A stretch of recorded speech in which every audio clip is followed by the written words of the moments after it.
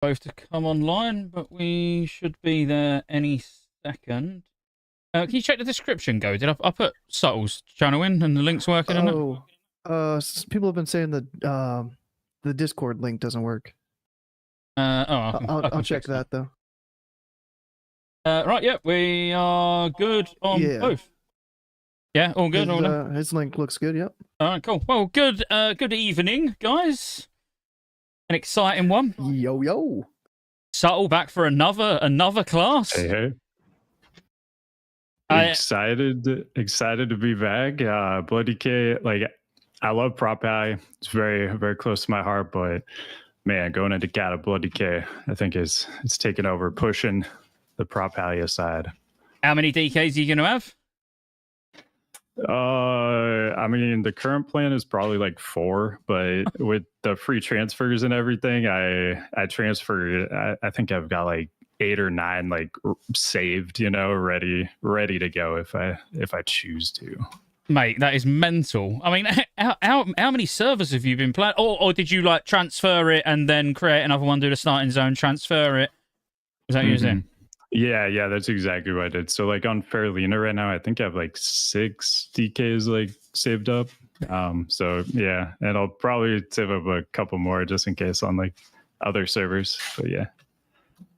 That is crazy. So, well, I mean, I think that really sets us off for a good start for everybody who's like, is DK going to be good? Should you play DK? We can almost end the podcast here and say, well, if Subtle's going to have 9, I reckon they're probably all right. Yeah, probably a good measurement. And Wrath, I think I ended up playing like 5 prop eyes at one point, but that was like early ICC when I had to help my guild out with like 10 mans and stuff, which isn't gonna be as much of a thing this time because with the shared lockouts. But yeah, still plan to play quite a few DKs.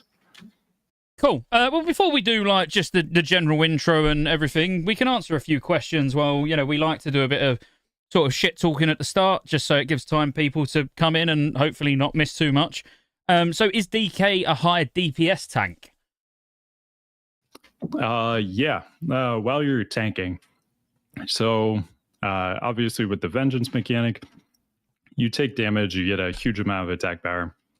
While you're not tanking, you aren't getting that attack power. Unless you're a Prot Warrior with Vigilance, you can get some of that. But while Blood DK is like currently tanking a boss, it does pretty solid damage, and in heroics it does really good damage.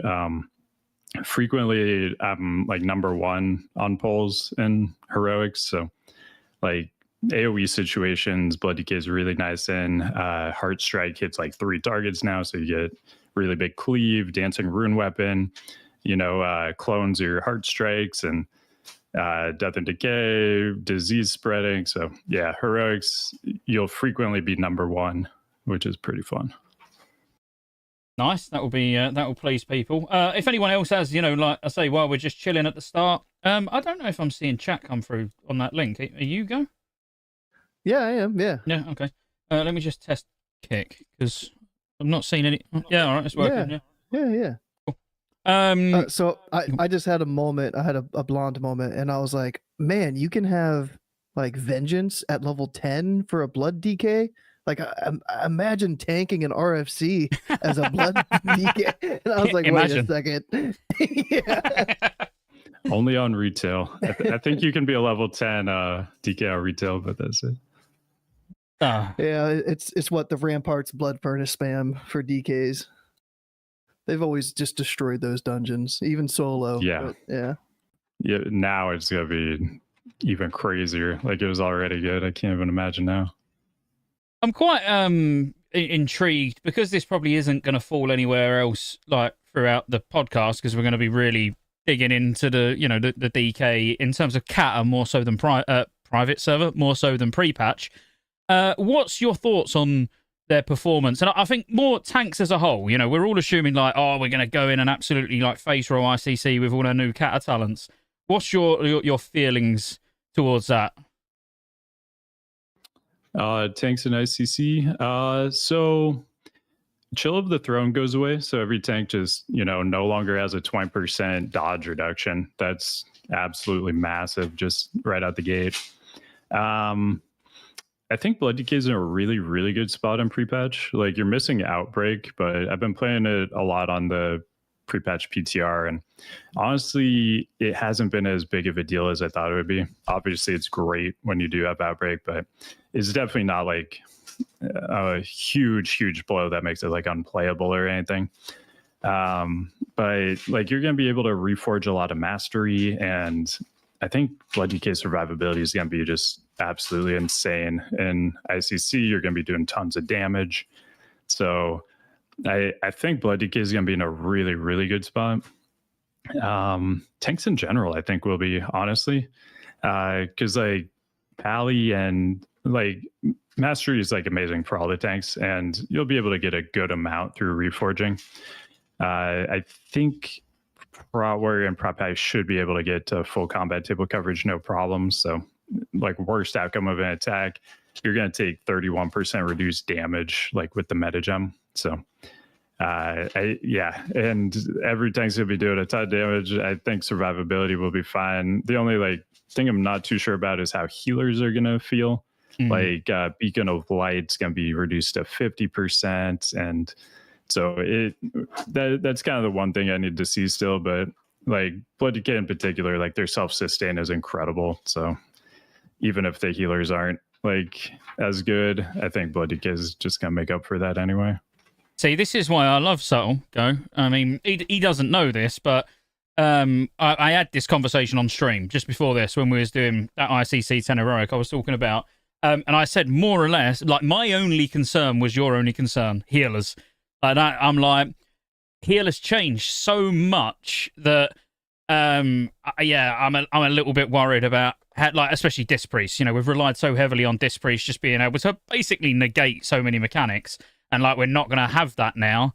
And then, you know, Holy Paladin's going to have to get used to Holy Light not being the button that they press all the time. You know, it's, I don't know, it could be interesting for the healers, but on the basis that DK is going to basically just look after themselves probably the majority of the time anyway. It's like, you won't need a healer.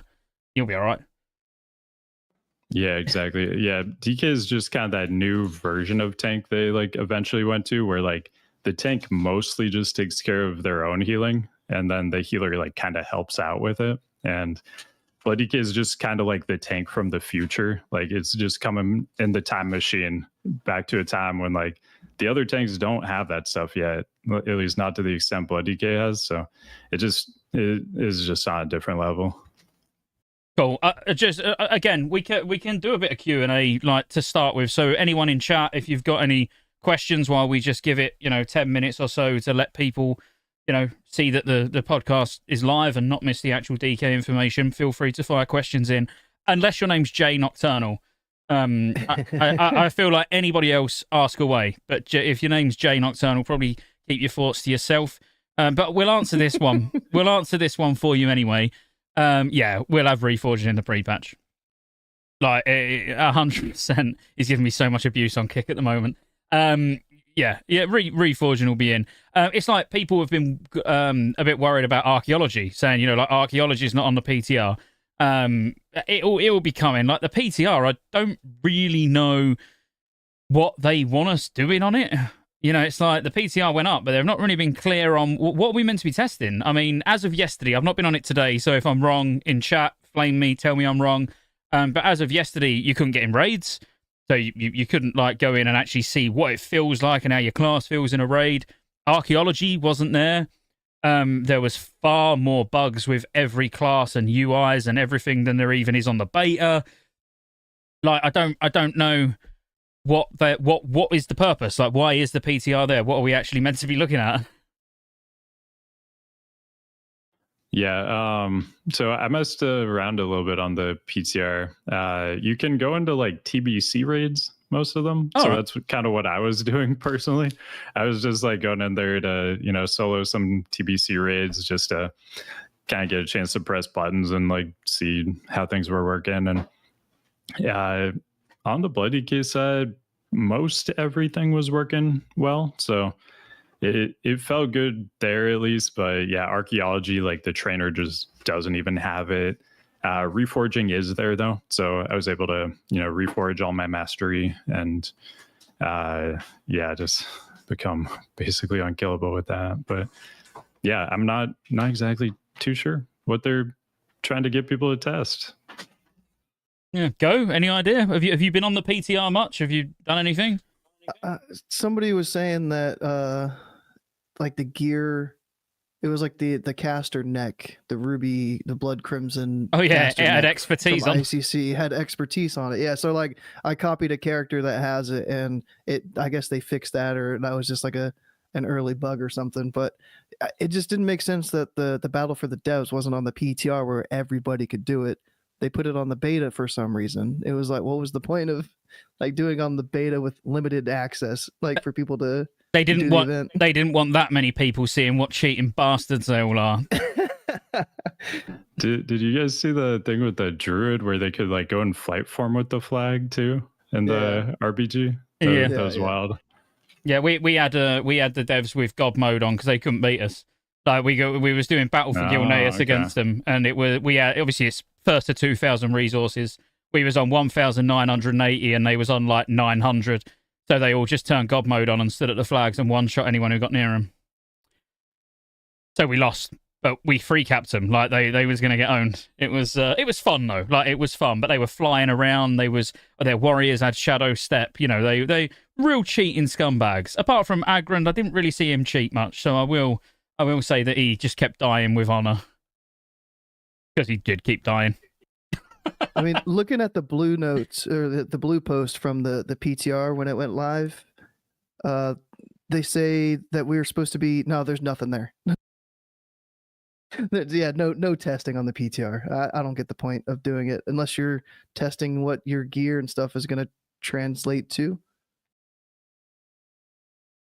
Yeah, I don't. I honestly, I don't know. It would just be again. I don't want to turn this into a let's talk about the state of the PTR or beta or anything. But yeah, all I want to know is what they want us to look at, and then cool, I'll go on and I'll test it. I'm happy to go on and test it. But yeah, I just need a little bit of direction on what do you want me to do on here then. There is one other thing that I want to mention, and we never really. I know, like, Go's going to do his whole, like, super chats and all of that in a second. We always call out for those. Don't get me wrong. But I rarely ever say, like, oh, go buy the Rested XP guide or anything like that in podcasts. Yes, I do in videos, but in podcasts, I normally just leave that out completely and don't mention it. I want to mention one thing about it that I've been looking at today and just show you some examples. So, if you don't know already, they're going to be launching the pre-patch preparation guide, so you can prep all your XP for launch. And people have been saying, like, oh, what's the point? You're only going to get like 500k XP or something. It's not even going to be half a level. I can show you my testing of it today because I've got a beta version of it, and I think you'll be quite surprised. So this is a freshly boosted character. So this is like best case scenario. For me, maybe it will differ for other people, but on my fresh boosted Shaman, I can get 2.5 million XP, which is, I've got the XP table up next to me, which is like halfway to 82. That's like 81.5. My Paladin can get, and I've done a lot on my Paladin. Obviously, my Paladin's been like my main for ages. It's got Shadow Morn, it's done all raids, blah, blah, blah, blah. And that can get 1.8 million, which is, well over level 81. And my Mage, which is fairly new, but has still done a lot of quests and stuff. Oh, no, that's the wrong one. It can get 2.2 million, but I can't find a screenshot for my Mage. Oh, there it is. It can get 2.2 million. So if you're planning on pre-questing and prepping, and you're doing it yourself and you're not buying the guide, which cool, when it'll release in like 2 days or something like that. If you're not buying the guide, great, do whatever you want. But if you're not aiming for something like 1.5, 1.6 million, you're probably not doing it right. That's all I want to put out there. Like, everybody, no matter how much you've done on your character, unless you've literally got Lore Master and completed every single quest in the game, then okay, that's a little bit different. But yeah, it's looking like with the pre-patch prep the majority of us who haven't done Lawmaster will be able to quite comfortably get from 80 to maybe a quarter / halfway to 82 in about 30 minutes, which is pretty insane. I just wanted to bring that up, again, just because pre-patch is looming, and if you're looking for something to do, actually prepping is going to be really, really valuable in Cata, more so than some people probably think. Yeah, it's a good, like right on launch when like Hajjal and Vashir are probably going to be pretty overrun. If you have anything you can do to, kind of get to 82 ASAP, get to deep home before everybody else, that's going to pay dividends and just really, really ramp up your leveling speed. Well, that's my plan. So I've got the boys that I know are already going to be doing the same as me. We're going to run around together and make sure we've got a mage to be able to keep getting back to Dalaran nice and quick, to do the hand-ins. And as long as we can get to like 81.5, we'll then do our 7 dungeon spams, where you're getting the bigger bonus from the random. That will take us to 82, and then we're all going to go straight to straight to Deepholm and then quest. So, I expect to be in Deepholm within, again, I'm going to be live streaming all of it, so, you can come and laugh at me if my plan don't work out. But I'm planning to be in Deepholm within the first 2 hours of launch. I'm thinking 30 minutes max for the hand-ins, then getting queued up and everything, getting ready to dungeon spam, and then 90 minutes dungeon spamming max to then be all 82 ready to go to Deepholm. But then we will split up. We're not going to quest together in Deepholm. We'll then just split up and just start questing. So that's our launch plan. Sounds like a good plan. Yeah. Just getting to Deepholm ASAP. That is kind of the dream. I'm not exactly sure how I'm going to do it yet. I don't think I'm going to do a crazy quest deck. I really don't have a lot available, but yeah, as soon as I can, that's what I'm trying to do. Yeah. What about you, Go? What's your plans? I'm going to be in Hyjal complaining that it's overpopulated, and I'm going to be like, this layer's fucking massive. What's going on? We need more layers, Blizzard. Come on. And it'll take me probably 5-6 hours to get from 80 to 81, and you'll already be level 85 doing your first heroic dungeon. And I'm going to be like, can you come back and help me with this elite quest in Hyjal, Scott? And I'll be like, no, mate, sorry. Well, I'm in Oldham. No, sorry, mate. I don't think so. I do. I think I plan on going to Vashir probably first and doing the underwater zone, get that out of the way, and then if I still need XP, I'll probably go to Hyjal, and maybe that big bubble will have moved through the zone a little bit, and I can maybe do the first starter zone and kind of be behind the bubble. Yeah, that's the thing, isn't it? It's getting either ahead of the curve or behind the curve in some way. Any way that you can quest uncontested, But anyway, all right, Go. Do you want to we've not done any proper intro or anything yet? We've had a little chat, so let's get cracking. We got a couple super chats already tonight. Stefan, thanks, brother. Maddie Ice, I see you as well. Thanks for the compliment. I guess is that a backhanded comment? I don't know how to take the comment, but I think it's an offer. Yeah. I think it's an offer, mate. If I'm honest, an offer. Yeah, it could be. But yeah, throughout the show, that's how we can see your comments really easy on our little chat window. It highlights the message for us, and it really stands out, and we won't miss them. It might take us a little bit to get back to them because Scotty likes to go on tangents where he doesn't take a breath for 20 minutes. But after he's done and he's blue in the face, I'll make sure to shout you guys out. We got to tickle Carrot's balls, by the way. He's waiting for this DK talk, so I'm not going to drag this out too much. But before we do, I got to say, Subtle, thanks for coming back. Let me get that there too. But I know a lot of people know that I'm a bowler, and as a bowler, when you throw the ball and you knock all 10 pins down, you get a strike. And I just love getting strikes. I guess you could say I heart strikes. Heart strike. That's an ability you get as a blood DK when you choose that at the selection screen for what spec you want to be. Should we start off with the blood spec, Scotty? He's gone. And we're done. Yeah, and segue over, and he's had enough. That's very good. Yeah, should we start with Blood? So, do you want to tell us a little bit what you've been doing? Because obviously you told us before we went live, but tell the guys, that are watching, what you've been up to in regards to Cata. Yeah, sure. So I've been playing on Deathwing a lot. That's a new private server, like accelerated Cata server that came out recently. I've done 25-man normal raids, 10-man normal raids on there. They like just came out. Heroic came out this week, and the next 2 days I'll be doing 25 and 10-man Heroic. So I'll get a good look at all that stuff. But I've been doing that and the pre-patch PTR as well. Just been playing like a ton of Blood DK. It is really, really fun. It is like crazy overpowered, and I'm very excited for it to go live. Cool. Well, I mean, yeah, we've got to start with Blood DK then, because I'm sure you've got a lot to say. So I've got a little DK made on the beta. So if anyone don't know already, if you're on the beta, there's template characters, so you can just make 85s now. I've not actually leveled this. But where would you like to start? Should we do a bit of an overview across the three specs and sort of general play style, strengths of them, and even if it's just like your experience so far of what you've seen from Frost DKs, Unholy DKs on Deathwing, and yeah, we'll dig into all three specs a little bit. Sure, sounds great.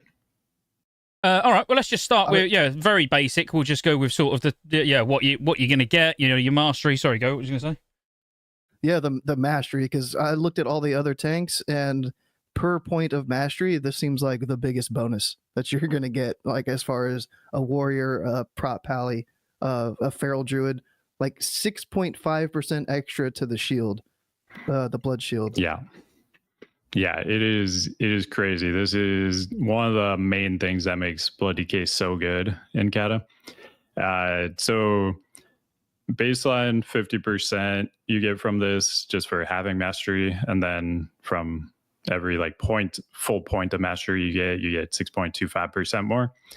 And this thing goes up like a crazy amount. Like I think pre-raid on Deathwing I had like around 150%. So wow. When I use Death Strike, I get a shield afterwards for 150% of what I healed with Death Strike for. And Death Strike now heals you for 20% of the damage you've taken in the last 5 seconds, or 7% of your max health, whichever one's more. So the more damage you take, the more it heals for, and then the more your shield is from it. So on Deathwing, I think the highest Death Strike I saw was like 76k heal from a single cast. And the shield over 100k. So like it's ridiculous, because like I mean my DK I think on Deathwing has 175k HP raid buff, something like that. So like essentially one press of DS was like an entire extra health bar. So like I mean that right there kind of just says it all. And yeah, that's just what makes Blood DK so crazy. Have you like reforged on the PTR for like your DK to see how much mastery you would get shield wise? Yeah. So unfortunately my DK doesn't have like the best gear. It's got like solid gear, but it doesn't have the best gear. So you could definitely get more than I have. I think I'm rocking like 125% right now, but you could definitely go higher. My DK, I didn't really play too much during Wrath. I just recently started playing it again. So just kind of whatever I got from ICC in the last month is what I have. I do have a Shadowmourne though, because they made that very easy to get now. So I'm kind of in a weird spot where I have like a Shadowmourne, but then I have like some really bad pieces, like an Ulduar Tear Helm and like Ulduar boots, and like so. I mean that's just like peak Wrath right now. Is like you have Shadowmourne, but you still have all this like other garbage still. 125%, like at level 80, that's still really insane. Because like the one that I'm looking at the moment, don't get me wrong, it's not reforged. I've not even looked at what gear it's got on, but it's got 85% at the moment, and that's in full 346 gear. It don't look like it's got a lot of mastery on the gear though, to be completely honest. If any, actually, if any at all. There's a few bits with mastery. I really don't like that mastery is those pieces. I hate the fact on the because I miss it all the time. Why mastery is not in the green text down with the other secondary stats, and it's like spirit. It's like really weird. I constantly miss it on items, but yeah, it's got a bit of mastery. But you've got at level 80. You've already got more mastery than an 85 in full 346 with just some mastery on bits of gear, which is pretty insane. In full 346, you should have like at least 125 up to like 140ish. But like you said, I think you said that character doesn't really have much mass on the gear. But yeah, but like when you're gearing for Blood DK, for the most part, you want masked on every single piece. So like a fully optimized like 346 Blood DK should have like 140 plus. But yeah, my full 340 or 359 Blood DK on Deathwing at the moment, I think grade buffed, which is really just consumes and yeah, just like elixir and food for mastery, but fully buffed, I think it's like 175% already. And then obviously we're gonna get the 372 gear even in phase 1, so maybe we get up to around 200%. And yeah, it's already getting kind of out of control. It's pretty insane. I'm just switching to so there's mastery on every piece of gear while you just carry on talking, just to see what I can actually get it up to without gems and enchants. You mentioned it a lot, vengeance, but I want to go through that tooltip really quick. Each time you take damage, you gain 5% of the damage taken as attack power up to a maximum of 10% of your health. And you said that worked a little bit weird for, what was it, Paladin? Where it's not actually like 10%? Is it the same for Blood? So yeah, just vengeance in general isn't actually what the tooltip says. So the real calculation is your stamina plus 10% of your base HP. And there's actually a blue post from back in OG Cata where people called Blizzard out on this. They're like, these vengeance numbers aren't adding up. And Blizzard's like, yeah, well, it's actually not what the tooltip says, but we're going to leave the tooltip like that just because it's shorter and most people won't notice. So yeah, so we just have a tooltip that says the wrong thing because of that. Yeah. It's the same for glyphs. I was testing the glyphs for Boomy yesterday or the day before, and it says insect swarm 30% extra damage, but it's not, because it's an additive bonus damage to something else. So when you add it with Moon Fury, it's only 28%. Instead of, if it was multiplicative and actually give you the 30%, then it would make sense. So yeah, all those tooltips for our glyphs are the same deal. Yeah, the tooltips, you have to always take them with a grain of salt, because they're literally just some text somebody wrote, right? They don't necessarily have anything to do with how the spell or item or whatever is actually coded. The other thing to know about Vengeance while we're on the topic is that we have the later version of Vengeance too, where there's a ramp up, increased ramp up mechanic to it. So the first hit you take is going to give you 33% of the damage as Vengeance, and your Vengeance will never drop below 33% of the damage you've taken in, I think I'm blanking on it right now, last 2 seconds, 5 seconds. In any case, it ramps up very quickly and it stays ramped up basically. So we have a really good version of Vengeance too in this go.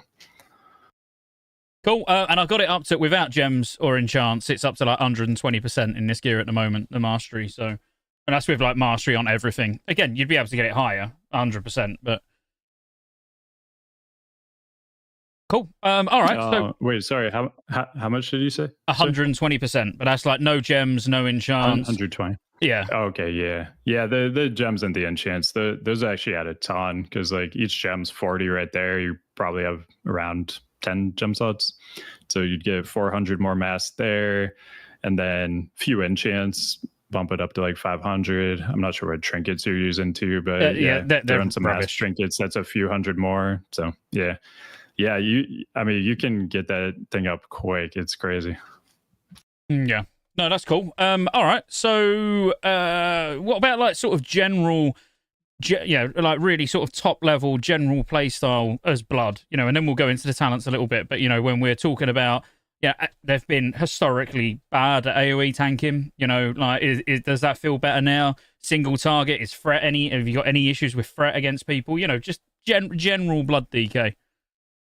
Can I build on that too? And can you also talk about how the rune system works? Because I've tried to play Deathknight, and that's always like a brick wall for me. Like I don't know what to do. It's like, oh, these runes are gone because I use this ability, and now they're back off cooldown, so I can hit something. I'm just kind of like spamming buttons, spending runes. So I'm sure there's some nuance to how to spend those. Yeah, definitely. That's a really good thing to bring up too. That is probably our best starting point, is just talking about runes.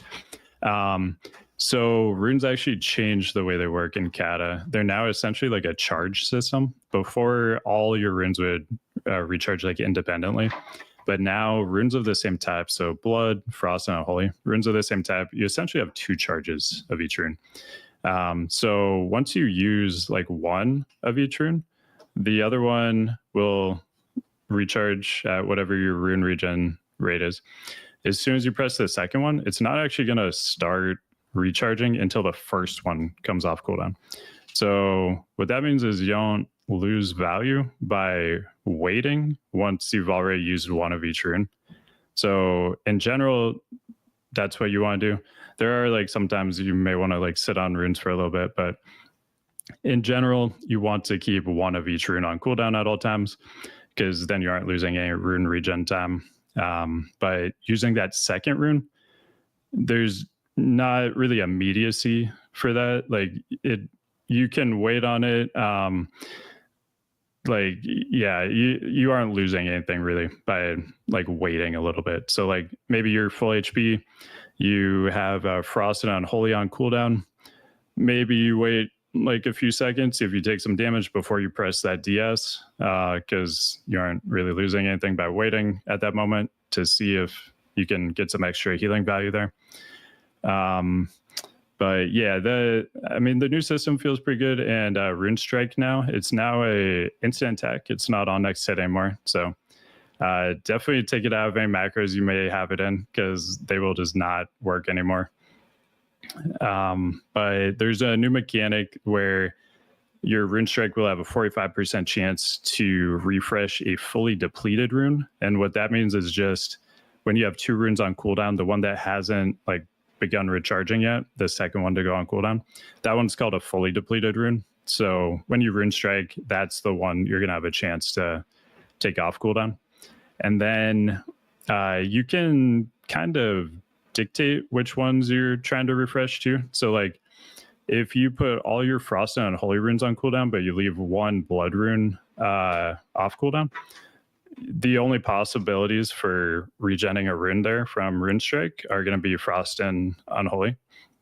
So you can get more death strikes that way. Like if you use all your runes, then the Blood rune's like a possible roll on that. So in AoE, like maybe you'd want to do that. Like if you're in a heroic, maybe you want to do some more damage and you want to get that Blood rune as a possible roll. But yeah, there's a lot of nuance to it. And it's definitely going to take a bit to learn. As somebody who just started playing DK, like in Wrath, like for the first time ever, I didn't even play it too much in Wrath. Like the rune system definitely takes a little bit to learn, because it's not like other classes where it's just like this ability is off cooldown, you can use it. This ability is on cooldown, you can't use it. It's like this, subset of abilities is all on cooldown or off cooldown, and you just kind of have to learn like what all works together and kind of plan ahead. There's more planning ahead with DK than any of the other tanks, really. Yeah, you literally, I was going to ask you one question for all of that, and you answered it during it. And that was, obviously I've heard from many Blood DKs that, I've had tanking or Cata raids on private servers over the last couple of years.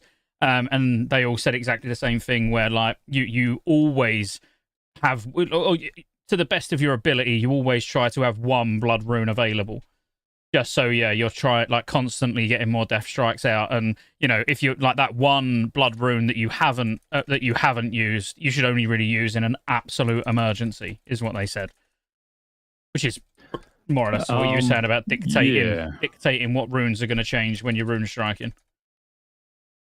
Yeah, a lot of the times that's what you'll want to do. And rune tap, which is like an instant heal that takes a blood rune. If you always have a blood rune like off cooldown waiting, then you can pop a instant off GCD heal anytime you need to. So that's kind of an added benefit to it. Is it just haste that increases the rune like regeneration thing, whatever it's called, to get them to come off cooldown? Is there any like breakpoints involved with that at all for some reason? So there's haste, and then there's also like a few various like talents and things like that. So like blood decay in particular, just for being in blood presence, you get like 20% rune regen. So blood decay, it ends up, based on the calculation, I think it ends up being a little bit above 8-second rune regen baseline. But yeah, then any haste you get will further decrease that. So on like the pre-patch PTR right now, I've been playing around with just like lots of haste to like get that lower. And it's been pretty fun because I have like a 7-second rune regen. So I'm getting my runes really quickly and the flow feels really good. A lot of the time I just don't even have an open GCD between like using all my runes, using Rune Strike to like roll for more runes, using Crimson Scourge procs. Most of the time I'm GCD capped, which that would kind of be like a haste like breakpoint. The Blood Decay sim has like just started being worked on.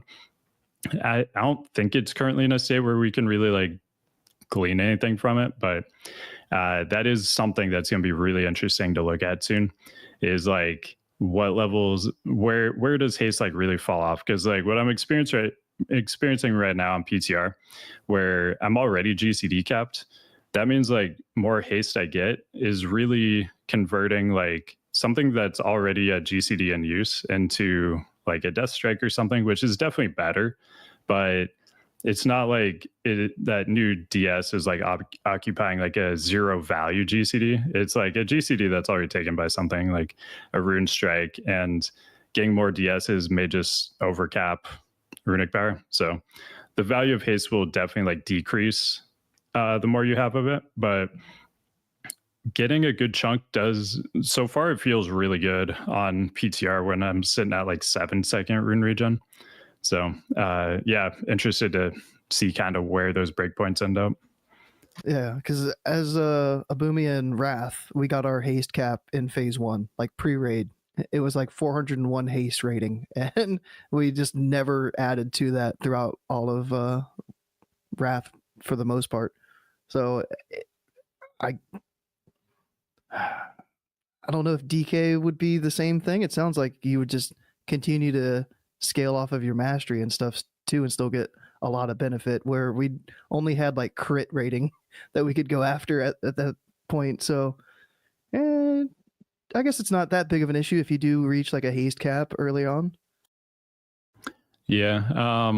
Also mastery and haste like synergize, which is kind of cool, because like your mastery gives you, the absorb from death strike. Haste gives you more death strikes. So, they just synergize together because you're getting more death strikes, which are giving you bigger absorbs. And eventually we will reach a point though where like, so the blood shield, the absorb from death strike, it is capped at your max HP. So eventually we'll probably get to a point where like maybe we want to taper back the mastery a little bit, because like we just cap it out too easily. But that's down the line. I'm not too sure when and if that'll happen. Well, I know. I do. I genuinely, this is something I was looking at literally this morning. And you're probably gonna. It sounds crazy, but it's just under 40,000 mastery to get 100% health shield each death strike.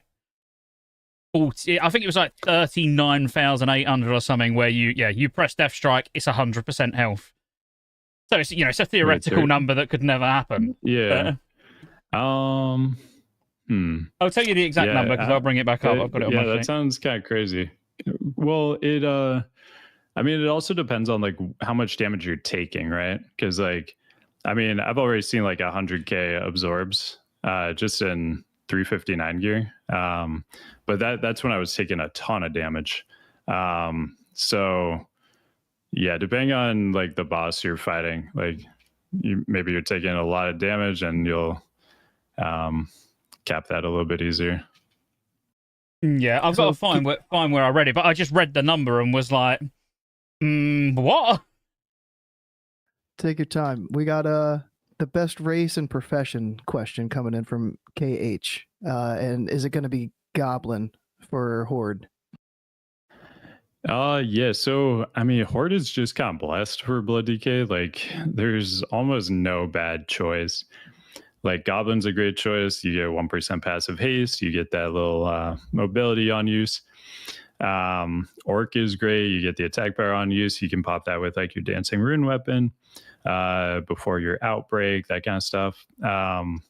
You also get 5% pet damage, and like you have, bloodworms as pets, you have your ghoul pet, your Army of the Dead pets, your dancing rune weapon pet. Like, so Orc's a great choice. And then you get, stun reduction too. And like the majority of the time you'll die in like a, heroic or whatever. As a tank is when you can't actually like play your character.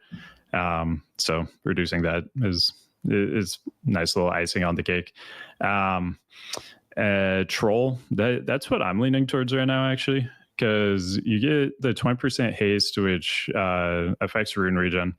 On PTR, it was taking almost a second and a half off my rune regen, which was pretty awesome. It also lines up perfectly the cooldown for every other dancing rune weapon.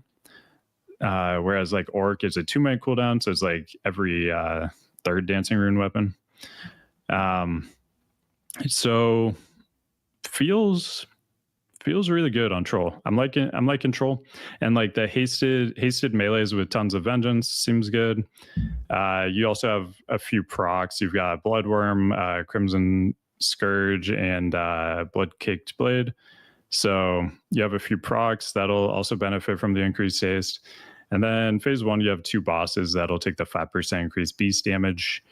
I put it into the Blood DK sim just to see. Currently on basically every fight time, it was showing Troll a little bit better than Orc, but again, this is an early stage of the sim, so who knows what we can actually take from it. But I'm personally leaning towards Troll right now, but pretty much basically every Horde race is like a great option. I would say like Blood Elf is probably the worst, but even Arcane Torrent, like situationally, is really good.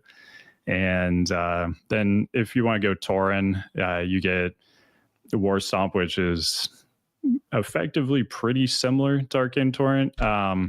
Just kind of depends if the mobs are stumble or not. You also, for 0.5 seconds or whatever, you're going to lose avoidance, but it's not really a big deal. And then you'll get like something around 2,000 more HP and 200 more vengeance attack power. So yeah, but Horde, you really can't go wrong. I would probably just say play what you like, because I think the differences are minor enough that there's no like must-have race. Yeah, so I found that number. And it was, so it's basing it off the 7% minimum heal.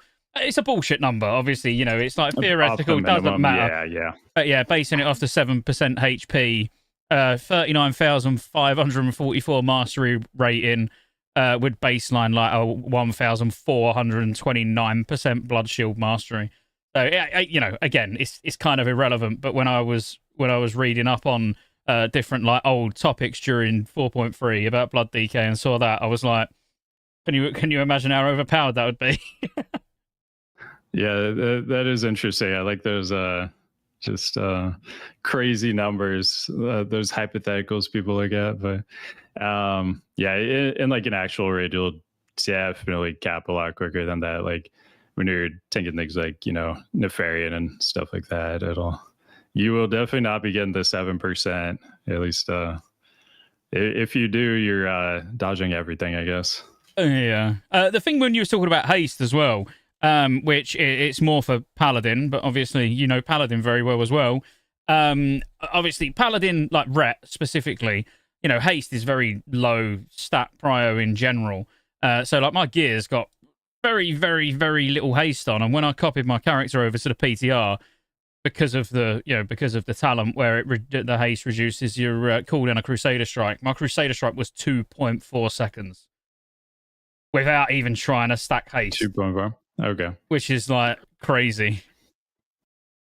Yeah. Yeah, on the old main Tankadin forum, like they had haste as like the worst stat, but I do kind of wonder if like this time around maybe people will do something with haste stacking to get Crusader Strike like down to a point where you could more so get your GCD down to a point where you're pressing more buttons. But back in the day that wasn't something they were looking at, but it would be interesting because I mean right now like the haste doesn't really matter that much because you're just kind of like going back and forth. It's like Crusader, something else, Crusader, something else, Crusader, something else. So I think it would be kind of like an all or nothing sort of deal where like you got to get your GCD down to 1 second or you just don't even go for haste. But yeah, it'd be interesting if like something new came about with that. Yeah, I was talking more pre-patch, if I'm honest. Like I'm looking forward to seeing what if I actually stack haste in the pre-patch. See what I can get that Crusader Strike down to, because might as well do something fun as a Ret Paladin because we ain't gonna have Inquisitions, so might as well just do something weird. I mean, that would be the time to do it too, because like in ICC, like end of expansion gear, we just have so many stats. Like your Cata character isn't gonna have like stats like this for like maybe even the whole expansion. I'm not sure, but like just the percent you have at the end of Wrath are just ridiculous, like the 70% crit and stuff like that. So do it. Let me know how it goes. I'm curious. I will do, man. All right, cool. So, Blood DK. So, what about? I know we're focusing more on Cata than pre-patch, but we've done this with Jay for the Shaman. So, like, we haven't got to do this for Unholy and Frost. Like, I think everyone knows. Just on the basis you're here, it's going to be a very tank-centric episode. Even though we will touch on Frost and Unholy, obviously. But what's your plans, talent-wise, for the pre-patch? Yeah, sure. Let me just pull up my handy little wowhead thing. So 3 in Blade Barrier on the first tier. They changed this one. It no longer requires you to have like both runes on cooldown, both blood runes on cooldown to get the damage reduction. You just always get it. So that's one of the things that simplifies Blood DK play a little bit, is not juggling your blood rune cooldowns. And then 2 in Bladed Armor, 1 Scent of Blood. For that, I'm just going off the old Elitist Jerks thread. There was some math done back in the day that after the first point, the value of Scent of Blood just like completely tanks. So I'm going with the 1 for now. If something new comes out that more points is good, I'll switch to that. But has it got an internal cooldown that you know? Yes, it has a 0.5 second internal cooldown. Oh, right, okay, yeah. So I suppose when you're AoE tanking, it's kind of irrelevant how many points you got in it, then, isn't it? Yeah, between 1 and 3. Yeah, you just kind of always have it, yeah. And then so Scarlet Fever, this is pretty awesome because this is like the new damage reduction buff, like that replaces reduced attack power. So this is like what Demoralizing Shout and Vindication, all those kinds of things are now. So Blood DK can finally bring their own. This was one of the worst parts of Wrath, is that like Blood DK couldn't bring their own attack power debuff. You had to rely on other people for it who may not actually put it up for you.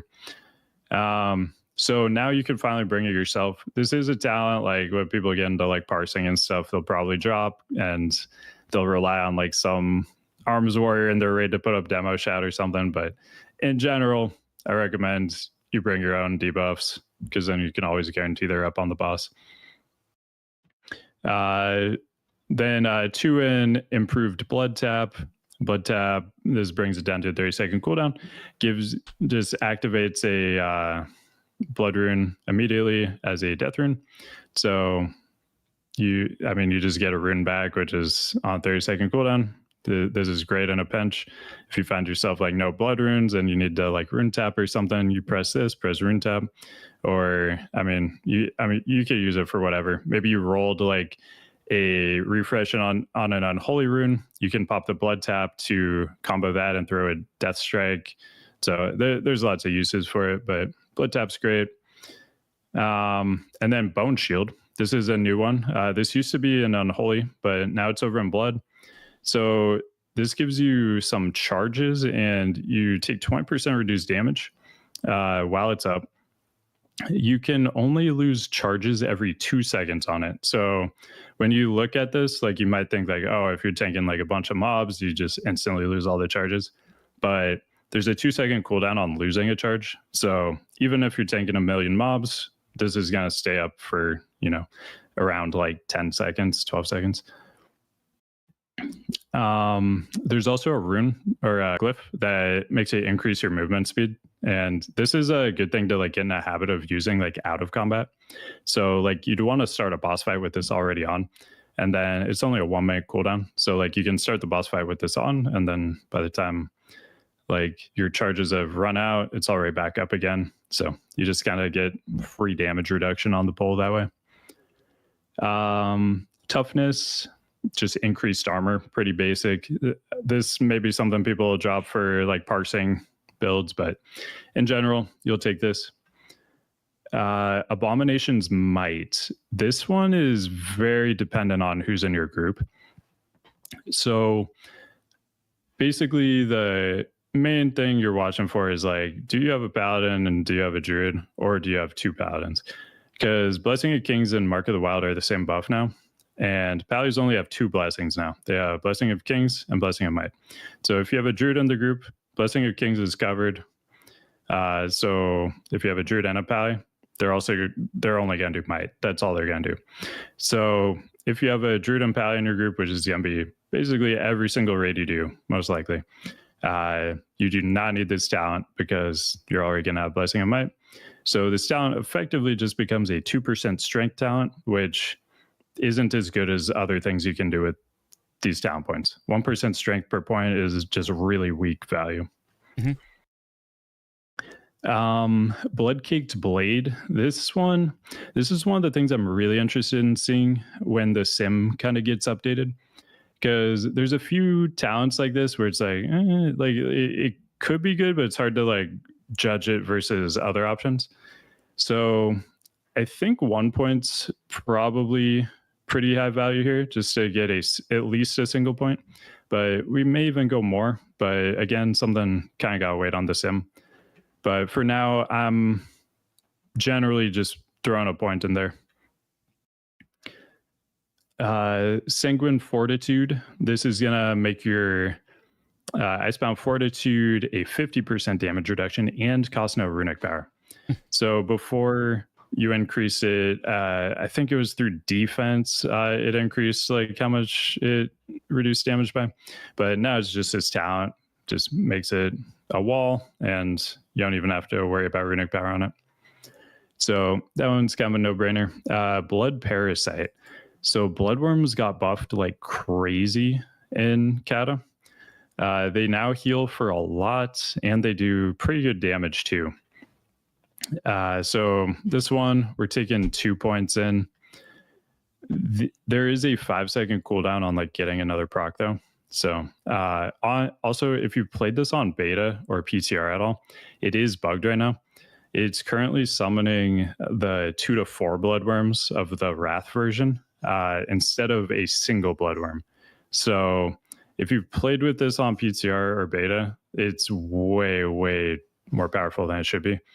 It is still really good, like how it's supposed to be, but the current version is way, way more than what it should be. So just keep that in mind. Improved blood presence. We're going to go 2 in that. So that increases your rune regen. We talked about this earlier. This is just absolutely ridiculously good. Like it takes almost 2 seconds off rune regen. You just get to use way more of your most important abilities. And also, I mean, if that wasn't enough, you also reduce your chance to be crit by 6%. All tanks have this now. There's no more defense stat. So every tank just gets a passive 6% reduced chance to be crit. We don't really care about the other part. It just gives you some damage reduction and frost presence and Unholy. Is there any use case for that second part at all? Or it's just like, why is it there kind of thing? I really have no clue what you'd ever use that for. Because like the rune regen's like so crazy. Like, I don't know, maybe there's some min-maxing you can do like going into Frost and Unholy that I haven't really looked at, but yeah, that last part's pretty forgettable, especially like with how good the other 2 parts are. The other 2 parts are just completely amazing. Yeah. So then we're going to go 1 point in Vamp Blood. So this is changed a little bit from Wrath. So it's a little bit less healing received now, but you can also glyph it, which basically I'd say 100% of the time you glyph it to be a 40% healing received buff. So that's pretty crazy. We've already been talking about like Death Strike healing, how important that is, and like you can get 40% more healing from this on a 1 minute cooldown. It also costs no blood rune now, which is a huge change. So this is just off GCD, no blood rune, 1 minute cooldown. It's very, very good. And at least according to the old Elitist Jerks thread on this, the increased healing on this does not affect the absorb of blood shield. So that is one thing to keep in mind. But they also mentioned that healing reduction effects don't affect the absorb on blood shield. So if you have like 100% reduced healing debuff on you, you'd still get a blood shield as if you didn't have that healing debuff on you. So it's kind of, at least the way they describe it, it's kind of a double-edged sword where like in the good times you don't get extra benefit from it, but in the bad times you still get your like normal blood shield benefit. So yeah, just something to be aware of. Rune tap, this is just 10% heal, costs 1 blood rune when you need it. And Will of the Necropolis, this got changed a little bit. So before it was like passive, and it would reduce the damage of a hit that brought you below 35% or would have brought you below 35%. It's now when you go below 30%, you're going to reset Rune Tap. So this is another thing you can do. If like you're close to going under 30%, you can Rune Tap, and then the next hit takes you below 30% and you Rune Tap again. So, and especially if you have like Vamp Blood up during that time too, you can get some really big heals just by doing like, 2 Rune Taps in a row like that. And I mean, that'll pretty much like save you on its own probably, because you'll get that heal, but then you also get a 25% damage reduction buff for 8 seconds when you drop below 30%. So the combination of that damage reduction and getting that free heal, that on its own, that should generally save you, and like in conjunction with, throwing your normal death strikes. So that's something you can kind of plan for and not overcommit cooldowns when you know that's coming up. When we're not even through the whole talent tree yet, and like talking about runes, from going right back to the start, we're talking about runes and like holding on to a blood rune and then using it for a blood tap, and like there's a lot of control as a DK. Like I think people will fall into the trap of like, yeah, just try and death strike as much as possible, press all my buttons, whereas like things like that, actually actively paying attention to these internal cooldowns from things like Will and Necropolis. Like, there's a lot more control going on from a good blood DK than people probably think. Yeah, absolutely. That's like one of the, I mean, that's kind of the defining characteristic probably of Blood Decay is just the level of control you have over your survivability. And like, yeah, it's just a new way you gotta like Wrath Blood Decay had some of this already, but and Cata definitely takes it to the next level. But like you're very much like in control of your survivability. Like the healers are there to like help out a little bit, but like you're the main one keeping you alive. Yeah. Are we going 2 points in that or all 3? We're gonna go 3 in that. I could see some situations people just do the 2, but for now we're gonna go 3 for just kind of a default standard build. Mm-hmm. And then after that it'll be 3 improved Death Strike. So we've talked about Death Strike a lot. It's like your most important ability, and this makes it do way more damage, increases the crit chance by a ton, and makes it heal for a lot more. So not overpowered at all. Just kind of an auto include. That's a disgusting fucking talent. Let's be honest. Like, that is absolutely mental. Yeah, you don't see talents like that too often. It's they definitely made a mistake. It was supposed to just increase the first part and not the crit and healing for each additional point. So I'm going to report that as a bug. I'm going to log on the beta right now and be like, hey. No, don't take it away from me. That's sick. Yeah, and then so that brings us to 29. So I've been putting 1 in Crimson Scourge here. It just kind of helps fill a GCD that also like gives you runic power. Sometimes but again, this is something where like once we have a sim that works a little better, we'll have kind of a better idea of this stuff. But this one's nice for when you're running like heroics and stuff too, because 20% more blood boil damage. In heroics you'll use blood boil a decent amount, so especially for snap threat. So getting some more damage on it and then also getting some free uses is pretty great. And then we cap it off with Dancing Rune Weapon. So this one's really fun. It's 1.5 minute cooldown, and it like replicates all the abilities you use. So this is where you like really pump, especially when you have like Vengeance stacked up. You pop this. Maybe you pop some other cooldowns before you pop it too, and it just does insane damage, especially in like a heroic where you've got 3 targets to hit with Heart Strike, and your Dancing Rune Weapon's also hitting 3 targets, and it also will replicate like your diseases too, so you can have like a 2 stack of like each of your diseases up. And yeah, so I mean 1.5 minute cooldown, you almost always just kind of press this on cooldown. Like you want to like line your cooldowns up with it, your other stuff to like amplify it, but you want to use this a lot and just be keeping it on cooldown basically. So does it work? Does it work with Outbreak? So can you like pop this first and then Outbreak, and then spread 2 sets of that? All right, that's really cool. Mm-hmm. Yep, exactly. Yeah, so that's one of the biggest benefits of it is getting the double diseases on everything. And then also new benefit on it, 20% parry while it's up too. So not only are you doing crazy damage while it's up, you're also, parrying a lot more too. So yeah, it's a very, very fun ability. In heroics, usually every time you pop this, you're number 1 damage by a lot. So yeah, you'll be enjoying this one.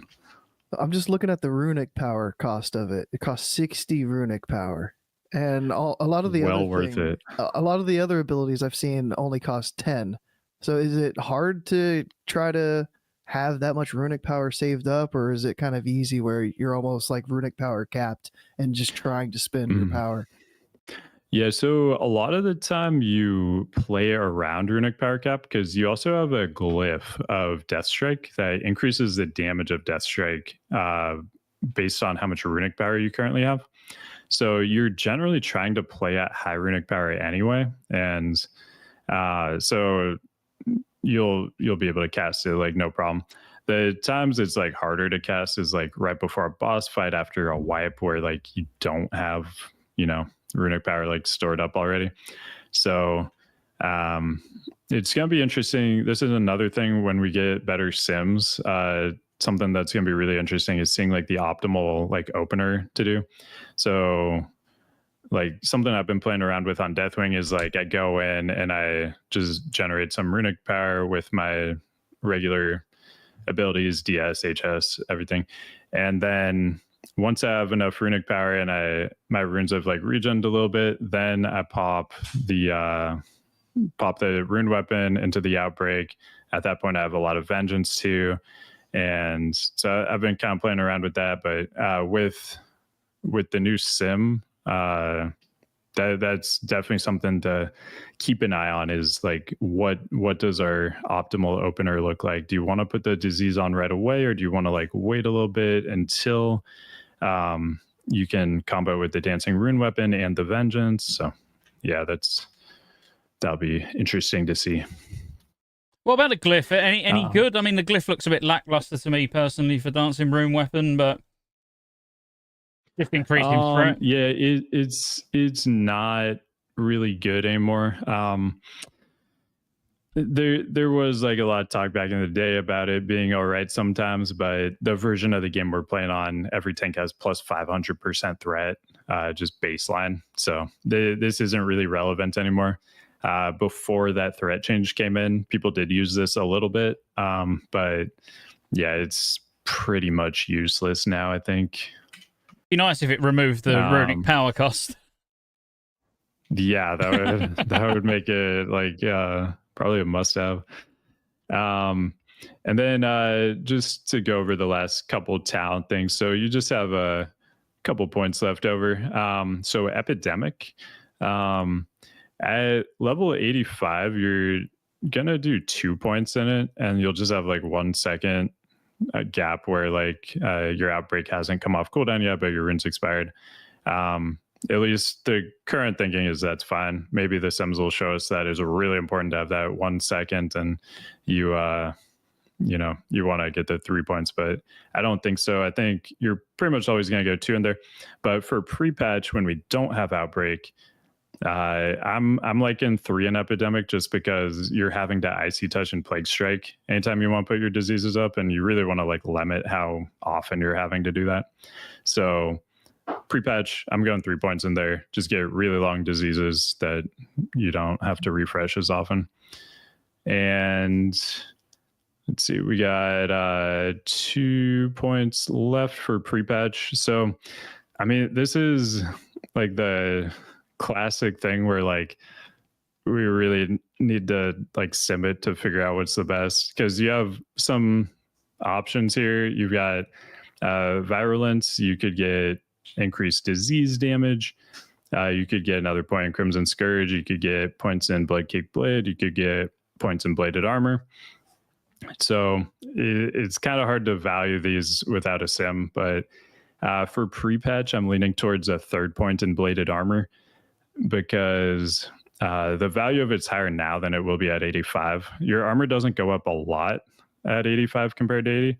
So right now, like the percent attack power gain you're gaining from this is a lot higher now than it will be at 85. So I think in pre-patch, the 3rd point is pretty high value here for Bladed Armor. And then for the last point, I'm just going 1 more in Bloodcaked Blade. That's where I'm currently going with it. But again, if we have a sim for this sometime during pre-patch, maybe it'll say virulence is better.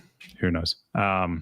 So yeah, that's basically it though. That's what I'm aiming for. And then anytime you're doing like solo play, you could take 1 point out of Bladed Armor, 1 point out of Bloodcaked Blade, put 2 in Abomination's Might if you need to like provide that 20% attack power buff. Have I missed something? Because I've got 7 talent points still. Let's see. So what I've got right now, I've got 3 Blade Barrier, 3 Bladed Armor, 2 Improved Blood Tap, 1 Scent of Blood, 2 Scarlet Fever, 2 blood-caked blade, 1 bone shield, 3 toughness, 2 sanguine fortitude, 2 blood parasite, 2 improved blood presence, 3 will of the necropolis, 1 rune tap, 1 vamp blood, 3 imp death strike, 1 crimson scourge, 1 dancing rune weapon for 33 into blood, and then 3 in epidemic. So that would be kind of my pre-patch build. I think the next 5. I think blood on the. I seem to have 2 extra points. I've still got 7 unspent. Oh points. yeah. Sorry, it's actually bugged on. Right, it's bugged on PTR and beta. Yeah, they give you 2 more talent points than you should have. Right. Okay. Yeah, I was really confused. I was like, I'm sure I've been following through everything you've said, and I'm like. Yeah. yeah. I'm glad you said that because I remember last night I like opened up my talent pane and I was like, how do I have 2 talent points unspent? What's going on here? And then like I added it up and I'm like, wait, I just have like 2 extra. Like, what is going on? And people in chat were like, yeah, they're just giving blood DKs more points than they should have. So maybe they think blood DKs need a bit of help. They're not powerful enough, so they're like, yeah, have 2 extra talent points. I fully support it. Like blood DK just isn't quite good enough yet. Can we do a little bit more for it? I really hope this makes it live. And this would be just a great class defining feature of blood DK is that they get more talent points on top of everything else. I'd love to say I'm with you, but as not playing a blood DK main, I say no. Is there no value in getting extra runic power mastery, like the 2 points in frost or something like that, or 3 points even for a higher cap on your runic power? There's some value in it. Again, another thing we'd have to see in the sim just how valuable it is, but in general, like really what it kind of means is when you press rune strike, if you follow a rune strike up with a death strike, you're going to lose a little bit of damage from glyph of death strike. So, but that's not a situation that's always going to happen in that order, and you have like control over, influencing that order. Like you could, after rune strike, you could do a heart strike that gets you back up to like basically cap, and then plus like a scent of blood hit or something, and then you wouldn't really lose damage. But when we do go to the level 85 spec, did you want to cover? Yeah, let's do it now. Here? Yeah, let's do it now. Okay. So this would be the recommended spec for PTR, and go into 85. Yeah. So this would be the pre-patch spec, and then so for level 85, just kind of standard spec, we're taking 1 out of epidemic, so two in epidemic. We're gonna put 3 in runic power mastery, and then icy reach, just because there isn't another option, and we need to get to Lichborn. That's our main focus here. So Lichborn, 2-minute cooldown, turns you undead, which means your death coils can now be used on yourself to heal you, and they heal for a lot. So Lichborn's a really good cooldown. You can just spam death coils on yourself, get huge heals from it. You already have a lot of like great defensive cooldowns, and like this just takes you even more over the top. But on top of like glyph of death strike, this is like another reason to like play at high runic power. So just on the fly, you already have a huge bank of runic power, and you can just spam death coils up to like full health anytime you need to. But I guess since we've been talking about banking runic power too, I should also mention another benefit of it is that if you do run out of runes and you need more healing, you can just spam all your rune strikes to like get back more runes, like, and just for healing purposes, right? Because like in general, we're like saying high runic power just because we don't need the extra healing, so we might as well get that huge damage bonus on death strike. But in those times you do need that extra healing, you got that whole bank of runic power to draw from. Maybe Lichborn's on cooldown, so like spamming death coils isn't an option. So your next go-to would be just spamming rune strikes to try to get Unholy and Frost runes off cooldown, so you can death strike. So yeah, I love blood DK though. Like I'm just dipping my toes into it, but there's like so much to learn about it, and it just feels like there's a ton of depth to it, and it's super fun. Yeah, we should have mentioned Glyph of Deathstrike. The reason you stand at high runic power. So should we go over what sort of the default prime glyphs will be? Pre-patch, if it's going to change, in actual Cata, and what are we looking at? Yeah, sure. So, like Glyph of Deathstrike, great one. Glyph of Heartstrike. Heartstrike's like your main blood spender. So 30% more damage on that. It also hits up to 3 targets total. So, those two are fantastic. Glyph of Rune Strike, if it's for like single target kind of stuff, like raid bosses, that's what you go for the third one. For doing like heroics and stuff, Glyph of Death and Decay is really good. You get 5 seconds more on Death and Decay, which usually is going to last you a whole pack. Like the pack most likely isn't going to die before that expires. Or and then Glyph of Deathcoil, that's another option. I don't think it's going to be used a ton, but if it's some fight where you have to just absolutely maximize your survivability, you can throw in Glyph of Deathcoil as your third one just for extra healing. But I don't think it's going to be used a whole lot, but yeah, something you could look at. So the third one's a bit more of a flex rune, whatever situation you're in. I'd basically always run the DS and HS ones, but the third one there is gonna vary a little bit depending on what you're doing. And we'd already touched on the major glyphs in terms of Bone Shield and Vamp Blood. Are they two that like you're just always going to be running? The Vamp Blood one, yeah, pretty much you're basically always gonna run that. I haven't ran into a situation or am aware of a situation where you wouldn't run Glyph of Vamp Blood, so that one just kind of auto include at this point. Glyph of Bone Shield is solid. Like movement speed's always good. Obviously, it's not going to be 100% uptime movement speed, but it is pretty high uptime movement speed. So, Glyph of Bone Shield is good. Anti-magic shell is like sort of a trap a lot of people fall into, so I'll just talk about that one really quickly. So usually when you're using anti-magic shell, it's right before a big magic burst.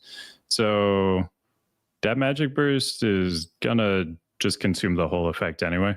So having 2 more seconds on it doesn't really matter. The only time having 2 more seconds on it matters is if you're like pre-AMSing to like prevent a debuff application or something on like a variable cast where like you don't know for sure when like the cast is actually going to happen. So Glyph of AMS, like it may look kind of appealing, but it's not actually very good. Glyph of Blood Boil, increased radius on Blood Boil. That's pretty nice for heroics. Like sometimes mobs are a bit spread out at the beginning of a pull. So this just helps you get snap threat on everything a little bit quicker. And Glyph of Pestilence, kind of for the same reason, just gets your diseases spread a little bit easier sometimes. Glyph of Rune Tap causes your Rune Tap to also heal your party for 5% of their max health. So in raids, there's going to be a lot of raid damage. This is just another little thing you can do to help out. But the Glyph of Vamp Blood, I would say that's definitely the number one priority. And then I'd usually go for Glyph of Bone Shield, and then kind of just whatever you feel like, honestly. Glyph of Blood Boil, Glyph of Pestilence, maybe even Glyph of Death Grip. There could be times like the extra 5-yard range is meaningful. And then like Glyph of Rune Tap, if you're like particularly on a fight like Nefarian, where the raid's taking like a lot of damage from like Crackle and stuff, you could throw that to help with healing. But yeah, honestly, not really a ton of choice in the majors.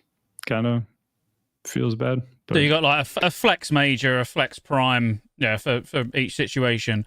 Minors, any like really important ones? I would say the most important one is Glyph of Path of Frost. Honestly, like getting fall damage reduction when Path of Frost is on is awesome. Like there's so many things you can just jump off of with that thing on. It is cool. But I wasn't expecting that. I'm a huge fan of just jumping off of stuff. Like I played a rogue for a long time, and like I safe fall and glyph of safe fall, so I could, like when I was playing Arathi Basin, I could jump from the top of like mine into the mine and take like no fall damage. That was awesome. And like playing these tank classes lately, I've kind of lost that. Like on Pally, at least I got to bubble, so I was immune to like any amount of fall damage. But yeah, I was pleasantly surprised to see the glyph of Path of Frost.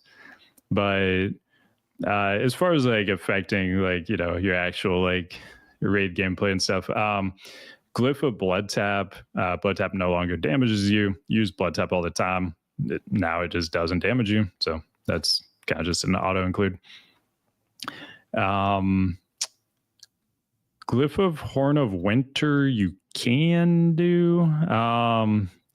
Generally you're gonna be pressing it enough just for runic power that you don't actually like need the extra duration. So like you can do it, not really a big deal.